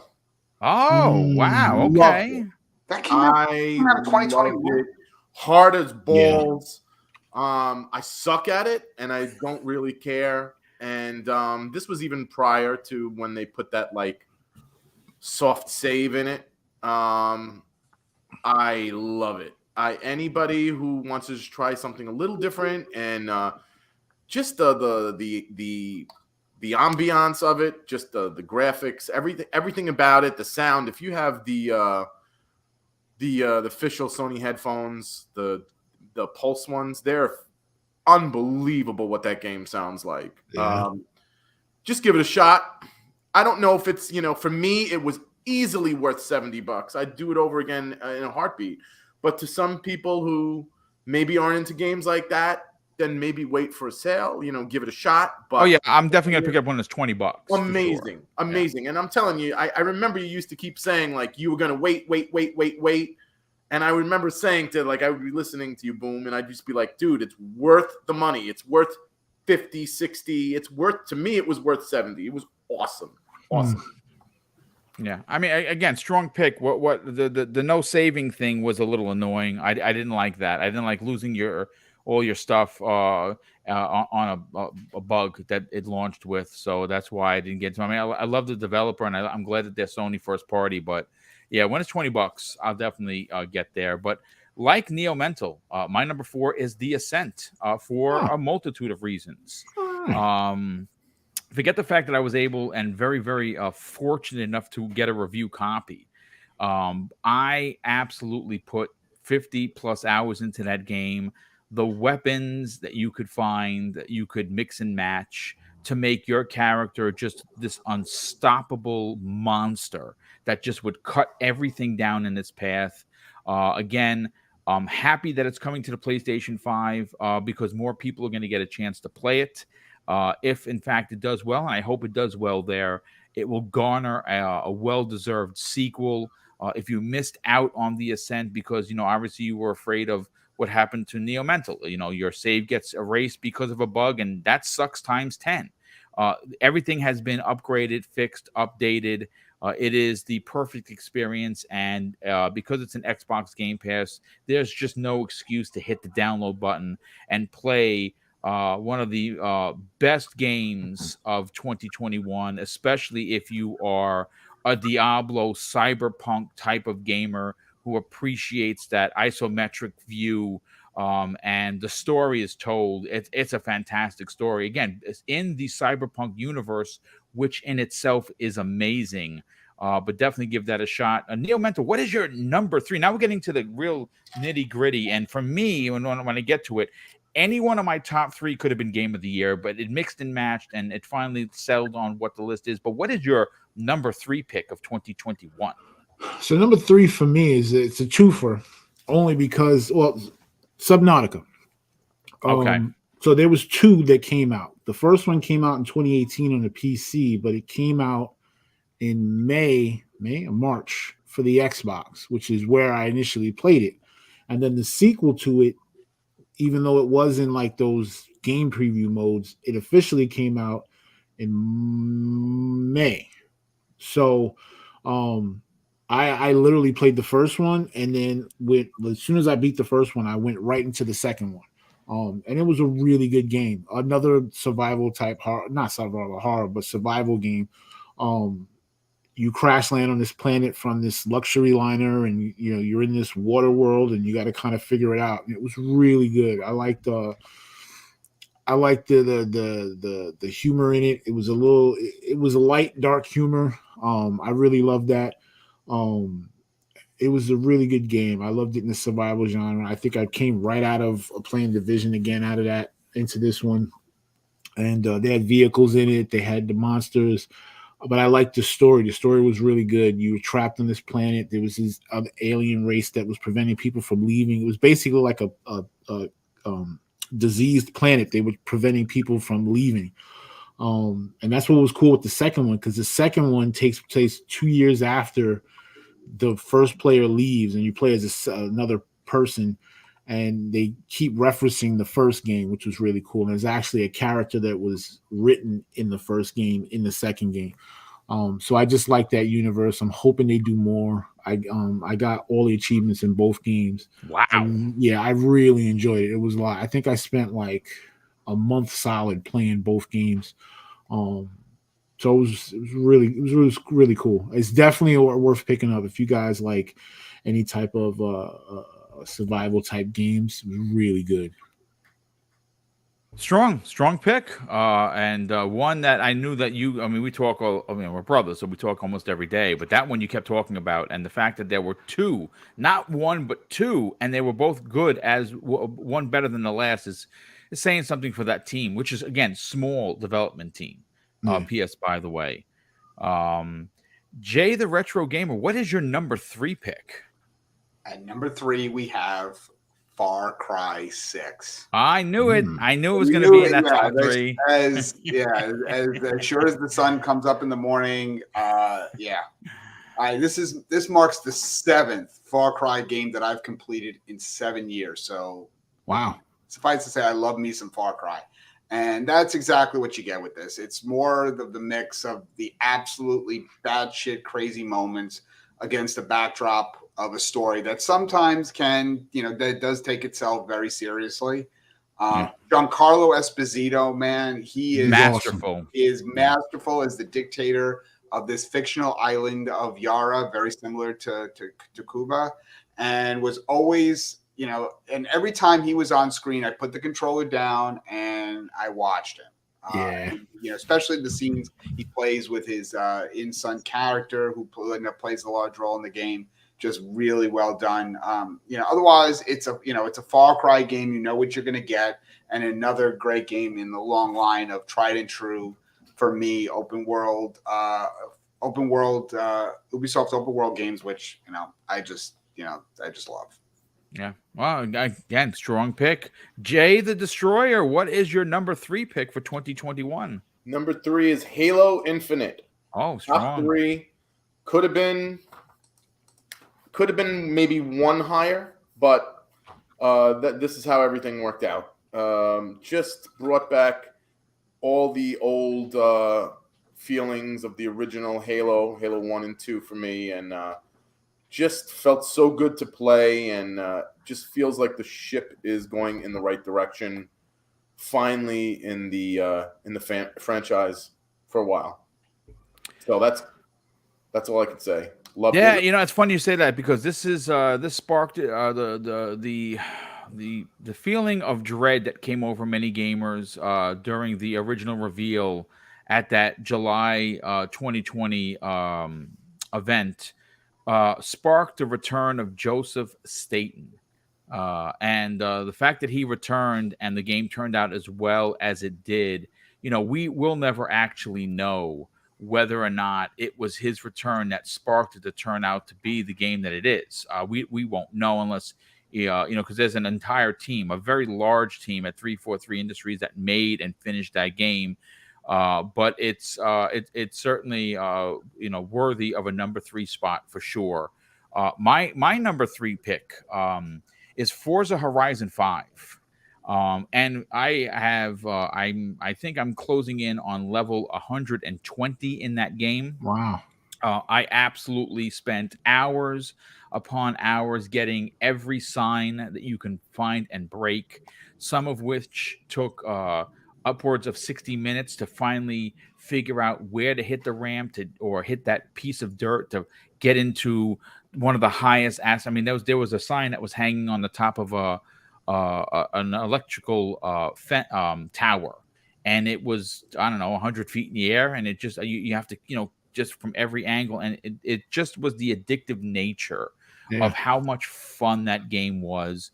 And you said something to it earlier, the fact that you were constantly challenging your friends, even though they weren't there in the room with you. You'd see, I'd see Dealer Gaming driving by, and it would give me the level of where he was on the board, and you can challenge his drivatar, and when you beat him, it was a feeling of, man, I just beat Dealer Gaming, and he gets the message that you beat him and you become one of the rivals. I think that what they've done with that game is ingenious, and it's going to only get better. And again, we are expecting, even though it hasn't been officially announced, Forza Motorsport this year, and that is going to be based on the new engine. The Forza Horizon 5 is the old engine, surprisingly enough, as good as that game looks. Well, I want Lord Cognito's drivatar tested for steroids, because that man was crazy. It's very annoying. Yeah, I beat him, but I need to go back and see if he fixed my time, because he's a very, very big man, so steroids, I don't know. He works hard, so maybe works out very hard, so maybe he drives as hard. Pause. Yeah, he's always in the gym. Good for that guy. Good for him. Good for him. Number 2, Neo Mental. Now we're getting close, brother. What falls in for your number 2 spot? Number 2, Breath Edge. I don't know if anyone heard or knows what that game is. Nope.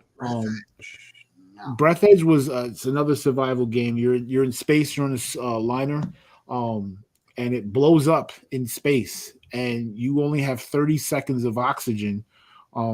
Your room that somehow stays intact produces oxygen, so you can basically venture out in 30-second bursts. and you have to like find technology and stuff, and you use I had to learn how to use a condom as air pack that gave me 30 seconds of additional air that built me Very up to a minute. interesting. All Very right, interesting. please tell me more. Yes, and then I got 2 condoms put together, and that gave me 100. This is a very PG show, dude. Just letting you know. Be very careful. We don't say hell here. We say H. You're working H-E the double edge of hockey stick. madness. Okay. Well, listen, aren't that what condoms are for? To give you 30 seconds of additional oxygen? God. Oh my God. I don't understand. I don't understand. I mean, am I wrong? I mean, am I doing it wrong? I don't know. You tell me. Save that for another show, okay? Yeah. Save that for the After Dark show. Yeah, yes. Save that for the After That's Dark definitely show, a Nuke Nukem kind of a situation. Yeah, I agree. Dinner with Boom. No, but I mean, the game was really good. There's a lot of dark, sardonic humor in it. You have like the spacesuit AI. I love this game. My one gripe with this game is, so I have the Elite. I don't leave it plugged in unless I'm playing like competitive because for the the timing. But if your joystick times out, it logs you out of the game. So if you haven't, I remember you telling me that. Yeah. If you haven't saved it, you're screwed. So I wound up losing like 10, 15 minutes of progress, but at a point where I did a lot in that 15 minutes. So I stopped playing it for a while. And as I was doing my list, I was like, wait a minute, I never finished Breath Edge. So I'm actually playing it now. And just like it got even better. I'm like, man, I really, really love this game. The dark humor in it is dope. And this game was in Game Pass, but I actually bought it. It's worth it. I think it was like $20 or $29. Definitely a great team. This gave me vibes of like Journey to a Savage Planet, which I played this year, but it came out 2020, and I really am mad that I did not know about it in 2020 because that would have been in my top 10. That's another game that I hope that that they come out with a sequel because Journey to a Savage Planet was really good. Another dark human game. I think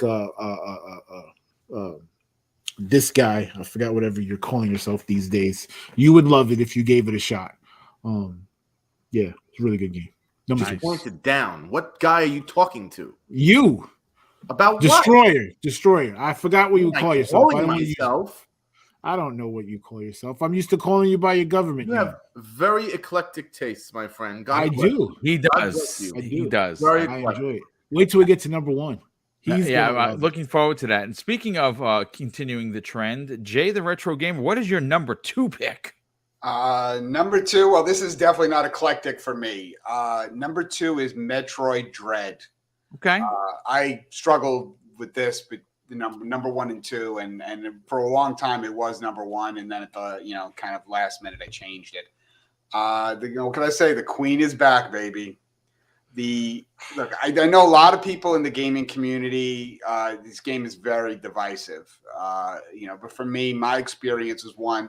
I remember playing this game, was very frustrated early on that it wouldn't hold my hand, which I do like in some games. Yeah. And it wouldn't give me like the upgrades early on that I normally would expect from playing a game by like Metroid. But it's a game that for, once it made me work for everything, and the sense of reward I got for sticking with it and eventually overcoming those early obstacles was a great feeling.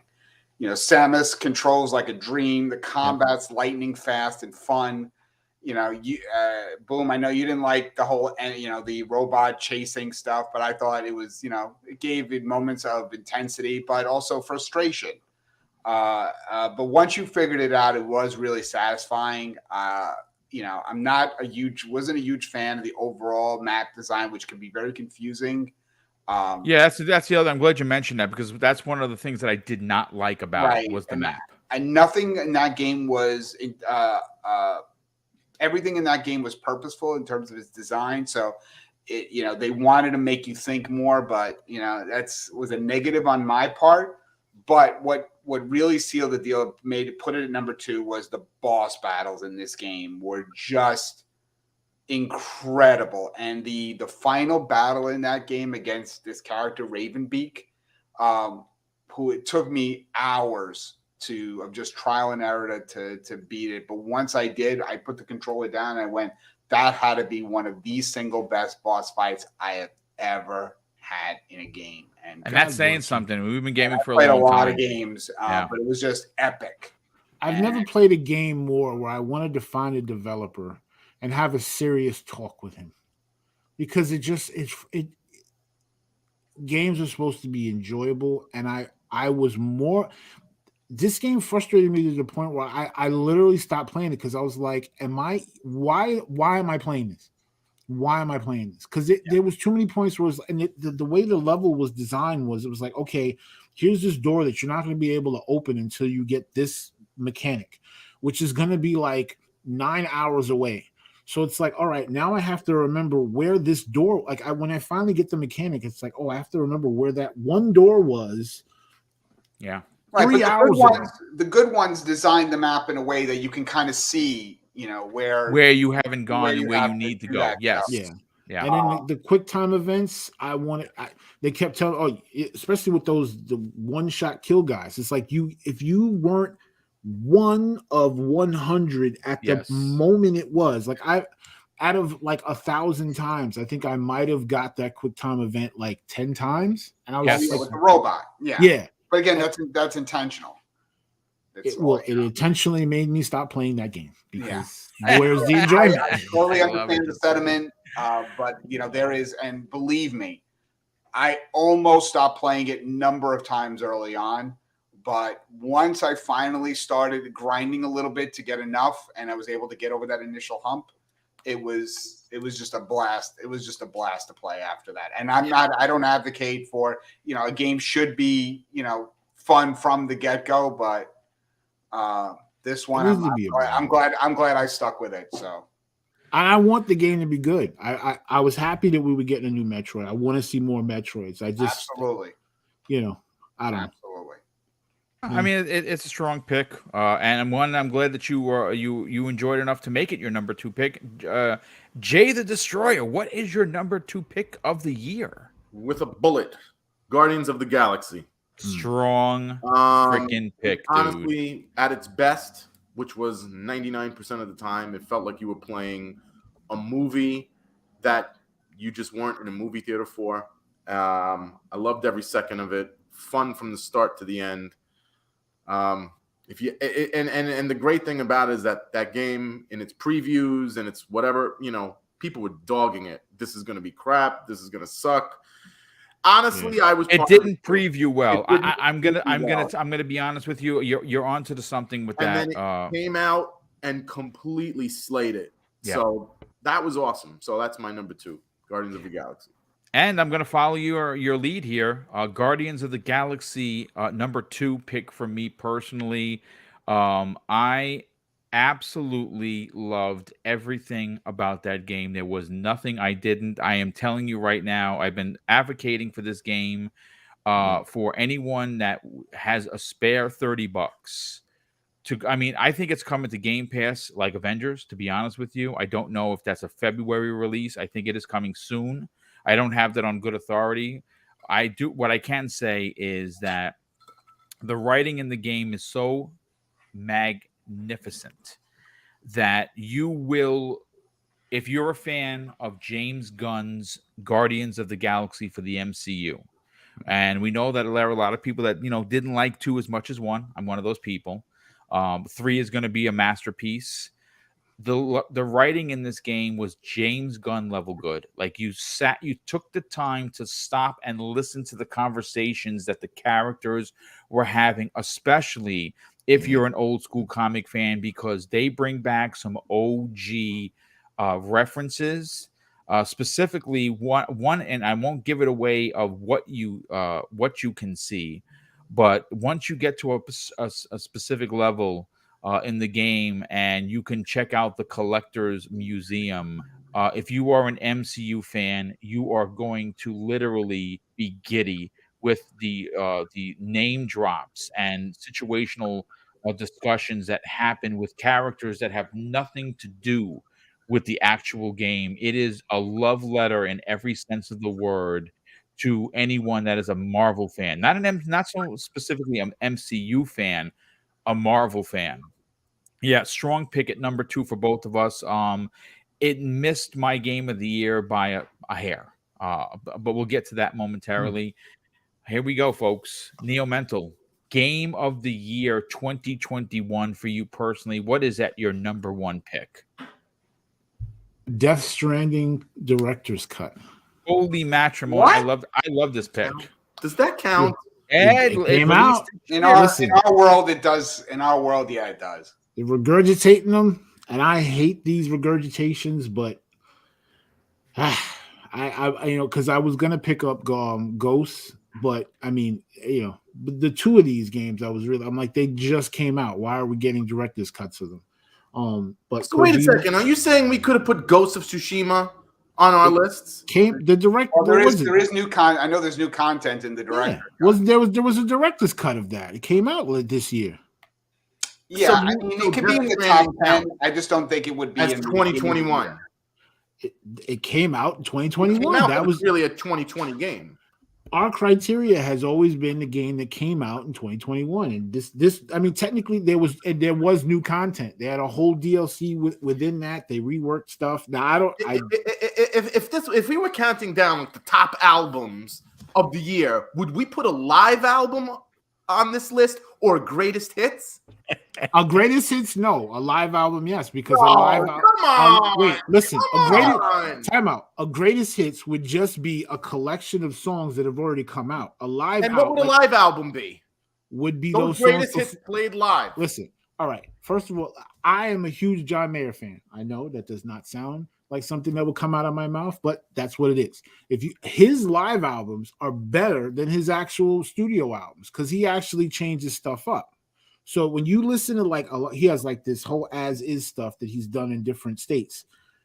I've probably listened more to those songs than I've listened to his studio stuff because it's not completely new, but it's the new takes on those things. Plus it's got the studio the fan crowd reaction. It's a lot of good stuff in there. And there's also you'll have covers and stuff in those songs. My friend, we agree to disagree. Please go on with your Death Stranding. I told you. Nomination. Okay. Listen, if you want to change the rules, I will. No. Go. By all means. All I'm saying is that I hate these remakes and stuff like that. But for whatever reason, I picked this up, I bought it, and I actually wound up platinuming it because I did. And that's saying something, brother. That's dedication. A lot of grind in that game. If you understand even a little bit of Death Stranding, you will know that game is very, very slow. And you know, he added a lot of stuff into the game, a lot of new stuff. And as I kept going through it, because you could import your save, and I tried to, but like so much had happened. I literally started the entire game over. And it was crazy because in the game, you create these roadways and connections to other players. The connections that I had were still up like a year and a half, 2 years later from my original save. And I just thought that was really cool to see other people still reacting and still taking care of components in this game. Like, it's wild. So as I started a whole new game, I really enjoyed it. I mean, I knew how to cut corners because if you can get the truck access really early, a lot of people just think, all right, well, you're just walking. It's a walking simulator. There's a motorcycle in there. You get trucks. There's guns in the game. You can actually kill people. I even posted a video. I don't post videos, but I posted like a 10-minute video on YouTube to show people that you can actually, the combat in the game was pretty good. And again, you had to deliver these items from one side of the map to the other. It was a lot, but I really loved the game. And I think I spent like a solid month playing it. It was worth it. I really enjoyed it. God bless you. Well, I mean, listen, your list is your list is your list. Absolutely. And when you platinum a game, especially a game of that magnitude, you can only say that is worthy of your number 1 pick of the year. I feel like I should get paid for that. That was a lot of work. Yeah, yeah, it absolutely was a lot of work, and I put 60 hours into the first one thanks to you because you gave me that game, and I loved it. I loved every minute of it. And I never finished it, but I was close. I bet you can go back now and there'll still be people in your world. I wouldn't be surprised at all. Jay the Retro Gamer, what is your game of the year 2021? Ratchet and Clank. What I'm surprised by this. I am well, maybe not as surprised as we is. You know, look, my personal history with the franchise is that it's always been great. Every entry has been great, but every year there's always this other game that comes out and always is just better than Ratchet and Clank. That's why, you know, when I sat down and really kind of put this list together, I was so glad that for the first time, this latest entry is not only the best Ratchet and Clank game I've ever played, but it's, you know, I'm so glad that it actually gets my personal top spot for the first time ever. It's just another in a long line of, you know, as we know, like these fantastic first party PlayStation games, and for good reason. It's just, it's got, you know, fun moment to moment gameplay that really mixes it up, as, you know, as these Ratchet and Clank games do. So it's never boring. The upgrade system on the weapons, I mean, the weapons are always like these very creative and creative inventions that Insomniac comes up with. You know, it was the stories in the Ratchet and Clank games are always funny and really good, but for this one in particular, felt even more heartfelt than usual with some of the things that that happen in the game. The graphics, probably the best looking PlayStation 5 game. Sure. To me, hands down. And what they do, and they probably invented this whole, now that we have almost these big games have these new game plus modes in it. But Ratchet kind of pioneered that years ago and had these things called the challenge mode, where they really make a second playthrough meaningful in the fact that you can keep upgrading those same weapons that you spent the game upgrading the first time. And just, I don't know, it's the best game I played all last year. I mean, nothing wrong with that. Great platformer, typical Insomniac games at their finest. What could you say about the game? What could you say about Insomniac? They just continue to deliver, and without sounding like we're trying to make this a one-way conversation, literally have kept Sony afloat. They have been the workhorse for Sony. Well, you know, and Sucker Punch and a few other, and Sony Santa Monica. Yeah, but I mean, if you just look at the last couple of games that they released, specifically on the PlayStation 5 with Miles Morales and Ratchet and Clank, those have been bangers, and they have a lot on their plate. So you know, great pick. Jay the Destroyer, what is your game of the year 2021? And it breaks my heart that you are down on this and you are doing yourself a great disservice, especially for a man like yourself. My number one is, without a doubt, it was a no-brainer. It's RE8. Nothing comes close. I had a blast from the second it started to the second it ended. I don't know. I don't know what to tell you, dude. You need to go back to it. You need to give it another chance. Maybe start it over with a different, fresh mindset. For a guy who loves Resident Evil as much as you, to not have beaten it, to not have played it fully, is a travesty. Okay? It's a travesty of justice. And I think somehow or another it just rubbed you the wrong way, and I think you need to start it fresh. It was amazing. I loved it. I can't wait for the next Resident Evil. This one just, it was everything I wanted it to be. I know I had said that this year for horror was not that great, and it wasn't. But between Resident Evil and House of Ashes, I mean, those are only two games. I wish there were more quality horror games, but it was great, dude. I mean, you got to give it another shot. You have to. I definitely have to finish it for sure. And I'm literally at the end with Chris Redfield, so I believe I'm close. And I will eventually finish it this year. Again, for me, comparing Resident 7 to 8 is just There's no comparison. I think S7 was They're just two so very, very different games. they were Very absolutely, different. I but cannot compare the two. more 7 felt more like a Resident Evil game in first person, where Resident Evil 8 just felt like, why? Why am I playing this? Why do they continue the story this way? Chris is a complete D-bag. Did not have that feeling. You know, I don't know. I'll finish it eventually.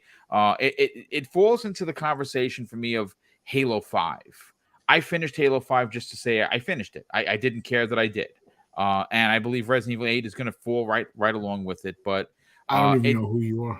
I know it's shocking. But you know what's even more shocking is the fact that we have 117 in the chat. In a total in chat, 117. That number specifically is for my number one pick game of the year, and that is Halo Infinite for a ridiculous amount of reasons. Halo Infinite was a 10 out of 10. Now, not everyone will agree. For it missing, yeah, no, that's okay. Listen, that's fine. For it missing co-op, for it missing Forge. But they did everything right. It felt more specifically in the multiplayer. Gave me my favorite multiplayer of all time is Halo 3 until Infinite. Infinite felt like 3 on crack cocaine, and they continue to deliver. I love everything about multiplayer. The single player, because I'm such an open world Assassin's Creed / Far Cry fan, gave me so many things to look for, so many things to do. The only things left to get the achievements for is every tower, the propaganda towers. I have more than half, about 78% of them. And I am literally about 80-something% done with the logs. Everything else I have done. And I love everything about it. I love the fact that the ending was as powerful and cliffhanger-y as it could be. And the story DLC that's rumored gives me incredible hope for redemption, a redemption arc for Halo 5's biggest, one of the biggest components I didn't like about it is that Locke was thrown in your face and you had no choice but to play through it 8 out of the 11 levels. And I think they did his character an incredible disservice of explaining what, who he is, who his team is, what happened to Team Osiris. And I believe we're going to get that in story DLC that is coming hopefully at the end of this year. I'd love to see them close out 2022 with a big monster addition to it. But that is my game of the year for the 2021. And as Jada Retro Gamer tallies what our group game of the year is, I want to. Are you ready for that yet or not yet? Yeah, no, I've been just doing it all along. So okay, so one of the things that we do is we all have our personal game of the year, and then through a point system, which he's going to break down to you right now, we do rate the group game of the year. Sometimes we all agree, and sometimes we are scratching our heads. But just Jada Retro Gamer, do me a favor, explain to the listeners that we have here how that's broken down.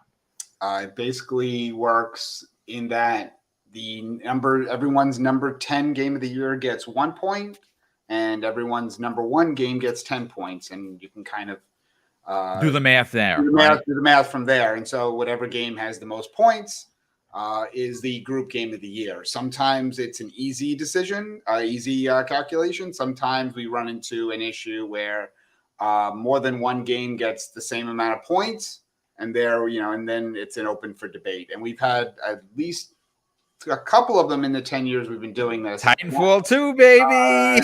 And a number of God of War and Spider-Man come to mind for me. Yes. Folks, not only is Jay the Retro Gamer pretty, but he's also very smart. He's the total package. I am the total package. Thank you for saying that. So smart with numbers. Thank you. Total package. And in years past, we've sometimes had to struggle with 2 game of the year. We're kind of in another situation this year. We're going to have open for debate for the first time ever. we have a 3-way tie Holy for game of the year. cow. Wow. Of the one that everyone kind of picked in their top 10 as one of them is Forza Horizon 5. The other one, the second one is Halo Infinite. And the third game in this 3-way tie is Guardians of the Galaxy. Holy crap! Wow, what a three-way monster right here. So again, Forza is the only one that all of us have in our top 10s. Guardians, Dan is the one who's the lone person out on that one, and Halo Infinite's the one that I'm out on. I'm the one out on, but I think we just kind of put it to a vote between the four of us. Of those 3 games, we need to pick one. You know what? I'll go first on this one, and it's an easy one. Guardians of the Galaxy. I think that game is just a masterpiece. That's surprising considering Halo is your... I loved Halo. I think Halo is its own incredible story and 10 out of 10. But if you want to look at the little wheel that could, we're talking Guardians of the Galaxy, because you got to remember, this is a game that's coming off the heels of Avengers, which was an abomination upon man. That game was terrible for a multitude of reasons, and it left a very sour taste in many gamers' mouths. And unfortunately, because of that, did not give Eidos Montreal an opportunity to shine, in my opinion. So for me, it's Guardians. You're on mute, Neo. Apologies. So I'm just gonna say that I picked up both of these games. I have not played one of them, but to my knowledge, that game came out with all its functions, was not delayed a year, should not have been a launch title. So I'm gonna vote for Guardians, as it came out as a fully workable game. Yep, with zero problems. You know, I love Microsoft to death, but that was a horrible decision, and I don't feel that a game that comes out in that nature should be at the top of the list. So, Guardians it is. All right, I'm gonna go with IDOS's Guardians of the Galaxy. There you go. Strong. And Jit? I think by default, Eidos' Guardians of the Galaxy unanimous gets my vote of the 3. Yeah, strong pick. So we've declared that for 2021, Guardians of the Galaxy is our group game of the year, and well deserved. As and great, no one as, had to have an argument in a TGI. And we didn't have that. We didn't have to threaten friendship like we did with Titanfall 2, which, by the way, Division should have won that year. I'm just saying. It probably should. Now that I look back at it, you're probably right. But I know I'm right. Real quick, we got to thank a couple of people. Edmund Iman Burns drops a £2 super chat. Thank you for the generosity once again, Iman. We also had one come in from Drawn TJ, generous friend of the show. He drops a $2 super chat and says simply, "Hi guys," and what's up, Drawn TJ? Glad that you are here. But let's get to our most anticipated game. Then we'll kind of just give our small and quick opinion of the Activision Blizzard, and we'll get everyone on out of here because we are past the 2-hour mark. Wow. Yeah, 2 hours went very quick, believe it or not. But for me, Elden Ring, believe it or not, is my most anticipated, simply because I get a lot of Sony third-person, over-the-shoulder type of vibes. I get a little bit of Breath of the Wild, and I know that it plays like Souls games, which I'm not a biggest fan of, but just the open world nature seems as if it could give me, a challenge for sure. But I don't know. That out of everything coming out this year, that's the one that I'm most excited for. So much so that I bought the collector's edition with that one. And I'm not a fan of Souls type games. Let's go to Neo Mentor. What is your pick for your most anticipated of the year? I'm a little torn. There's a franchise that's been on mainly on the PC. They've a couple of games come out on the Xbox called Siberia. Another one in that point-and-click genre. but there's a new game coming out this year that I already pre-ordered. And I think right now, just from what I've seen, that's definitely probably my most anticipated for the year. Again, it's the kind of games you like, so I don't see why it wouldn't be. Yes. When is Breath of the Wild? That's not this year, right? No, that's not Unknown. Breath of the Wild 2 could potentially be and not. You know, I thought March. Now I don't think we even get it for the holiday, to be honest with you, because Nintendo isn't saying. Yeah. So yeah, that's where I'm at. All right, strong pick. Jay the Retro Gamer, what is your top pick or your most anticipated for 2022?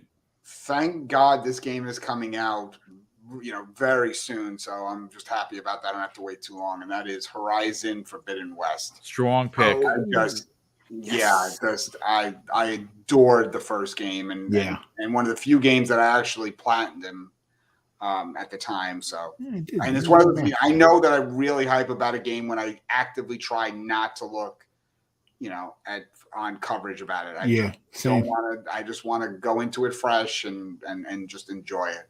So yeah, see, for me, it was simply edged out, not because I'm not excited for that game. I love Aloy and that world and cannot wait to play in it.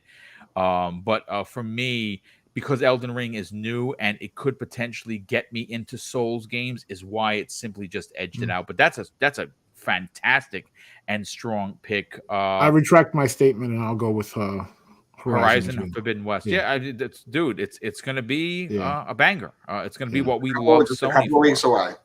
Yeah. Yes. Yeah. Coming out in February to a PlayStation 5 near you. And 4. That's right. It's cross-generational. I forgot all about that. Go out and buy one, available in stores right now.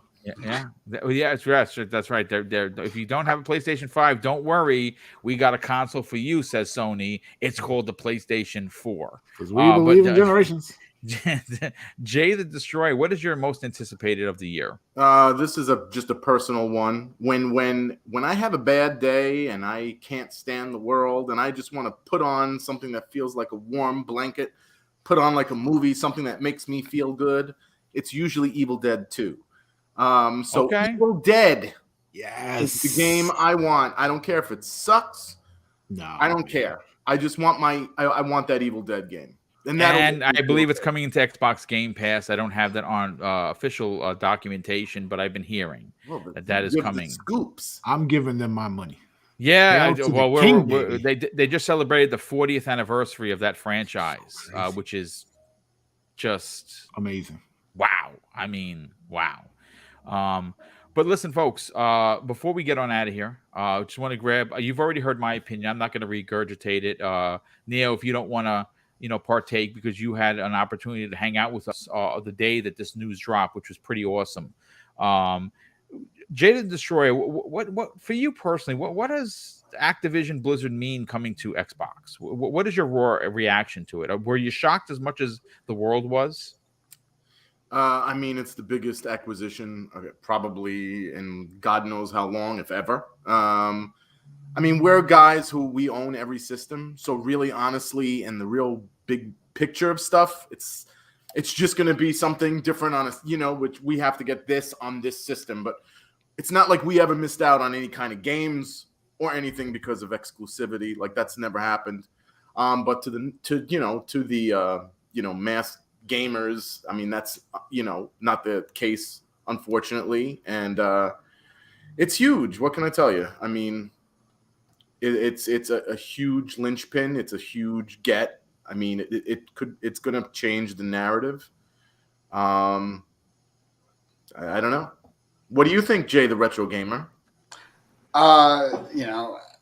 Look, I have full faith in the Microsoft team, especially Phil Spencer, that while they're going to do what makes the most business sense for them, that they will think about what's best also for the gamer. So I honestly don't know where this ultimately is going to end up, though I am interested in seeing what they're going to do with it, with this acquisition, whether or not Call of Duty goes exclusive to the place to Xbox remains to be seen. But since the deal isn't going through until mid next year, it's kind of a moot point right now.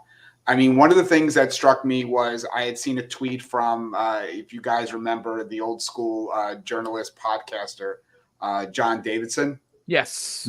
He tweeted out the other day that when he started with EGM back in the late 90s, the entire global revenue of the video game industry globally in that year was $6.2 billion. Yeah. This one deal was 10 times more than that, just to tell you how far we've come in 25 years. So I thought that was kind of put things into a little bit of perspective. So, but at the end of the day, I just think that the deal is going to be good for gamers in the long term. So I don't know how, but I'm just I mean, it's definitely going to be good. The only reason why, look, that deal was more than IPs. You're talking about 10,000 employees now that are now under Microsoft's umbrella to what they already have. But that deal was way more. I mean, we're talking infrastructure, and you now have a movie studio. You now have Major League Gaming support. Everything that they own. This was not about just video games. I mean, that deal. I mean, first of all, they bought the stock at what, $96? $95 a share in cash. Right. I mean, that was not just about let's get some IPs, lock them up, and just specifically say, hey, Call of Duty. Let's just not get Call of Duty. Their IP list spans 196 games. Yeah. I mean, and it's not just that, because again, like I said, when you're talking about the infrastructure of everything, they had that Warcraft movie. You're doing this whole Halo thing with what's that on Amazon? Oh, it's Paramount Plus now. Paramount Plus. So again, I mean, this is something that is so far reaching. I mean, obviously, when Phil wanted to do this and having the ability to do it, I mean, it's great if you could just say, hey, we want to buy them. I need about 70 billion. Is that cool? Okay, we're going to do that. It's not just say, okay, now we have Call of Duty and we can, we're going to make that money back. I mean, when you look at Candy Crush alone, it's like the top 10 game earners. They made $1.2 billion last year. Yeah, don't sleep on Candy Crush. Yeah, listen, my wife plays it. She's at like level 390 or 500. Yeah, Mrs. Boom plays it. She loves it. I've even played it. I mean, it's especially when you talk about these crazes and stuff going on. So I mean, they have a goal, and this is more than as well going to get them, and it's going to take them other places. Because again, I know I keep harping on it myself, but when you talk about them doing virtual reality, and the fact that Facebook has already said, or Meta has already said, they're dropping $10 billion a year into this, that is crazy. You know what I'm saying? I would not be surprised if you see like Oculus being able to jack into the Xbox at some point, or even having some co-branded thing there. You're going to have a huge presence in that sphere. So they're looking at every point of contact between cell phones, browser, the whole nine. They're going to try and, get into that thing so that you're not going to be able to touch a product and not be affected by Microsoft in some way, shape, or form. I mean, look at, he's even changed his job title. He's now head of Microsoft Gaming. That should tell you everything you need to know from that right there. Yep, that's absolutely true. But listen, ladies and gentlemen, I want to thank, we had almost 200 people here today. This is a small show. This is normally not done for views. It's simply done for our fun factor of celebrating as friends, as brothers. And we're happy that you came out and hung out with us for almost 2 hours, 2 hours and 15 minutes.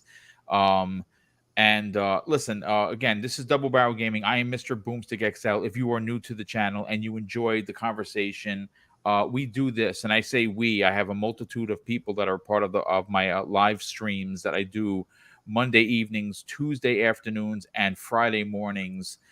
Consider subscribing to the channel. We are close. We are a stone throw away from 10K, and that is a big deal for a very small channel that has done the mom and pop way of building a channel, building an audience, building a fan base. And I am honestly incredibly thankful for the outstanding support that I continue to get on this march to 10K. And hopefully we will have that soon enough. But listen, ladies and gentlemen, thank you for tuning in. Definitely appreciate you spending over 2 hours with us on your Saturday morning. Boom. Yes, sir. I don't mean to interrupt. I just wanted to say for the group, I think I speak for all of us when, as friends, as longtime friends that we are, as you about to reach 10K, that we are very proud of you. Thank you, sir. And thank you for everything you've done. I know it takes a lot of work. I know we joke privately about it, but we are, we are truly jealous of that part of your life. And, whoa. I don't know about jealous. I'm proud. I love the guy. But we know it takes a lot of work to do what to put in to get these shows out the door every week. So just wanted to say, very proud of you. Thank you, sir. That might be the nicest thing you've ever said. Isn't that nice? I love it. That's brotherly love right there. And that I truly miss you guys and love all of you. And, we love you too, brother. So just wanted to say that before you kind of. Yeah, we'll meet in real life soon enough. Maybe 10 years from now. Yeah, I mean, hopefully we will be back to going to dinner and actually doing normal things that people do. But listen, ladies and gentlemen, thank you so much for tuning in, and we will see you next year on the newest, big show, Game of the Year 2022. This is Mr. Boomstick signing out, and we'll see you in the next video.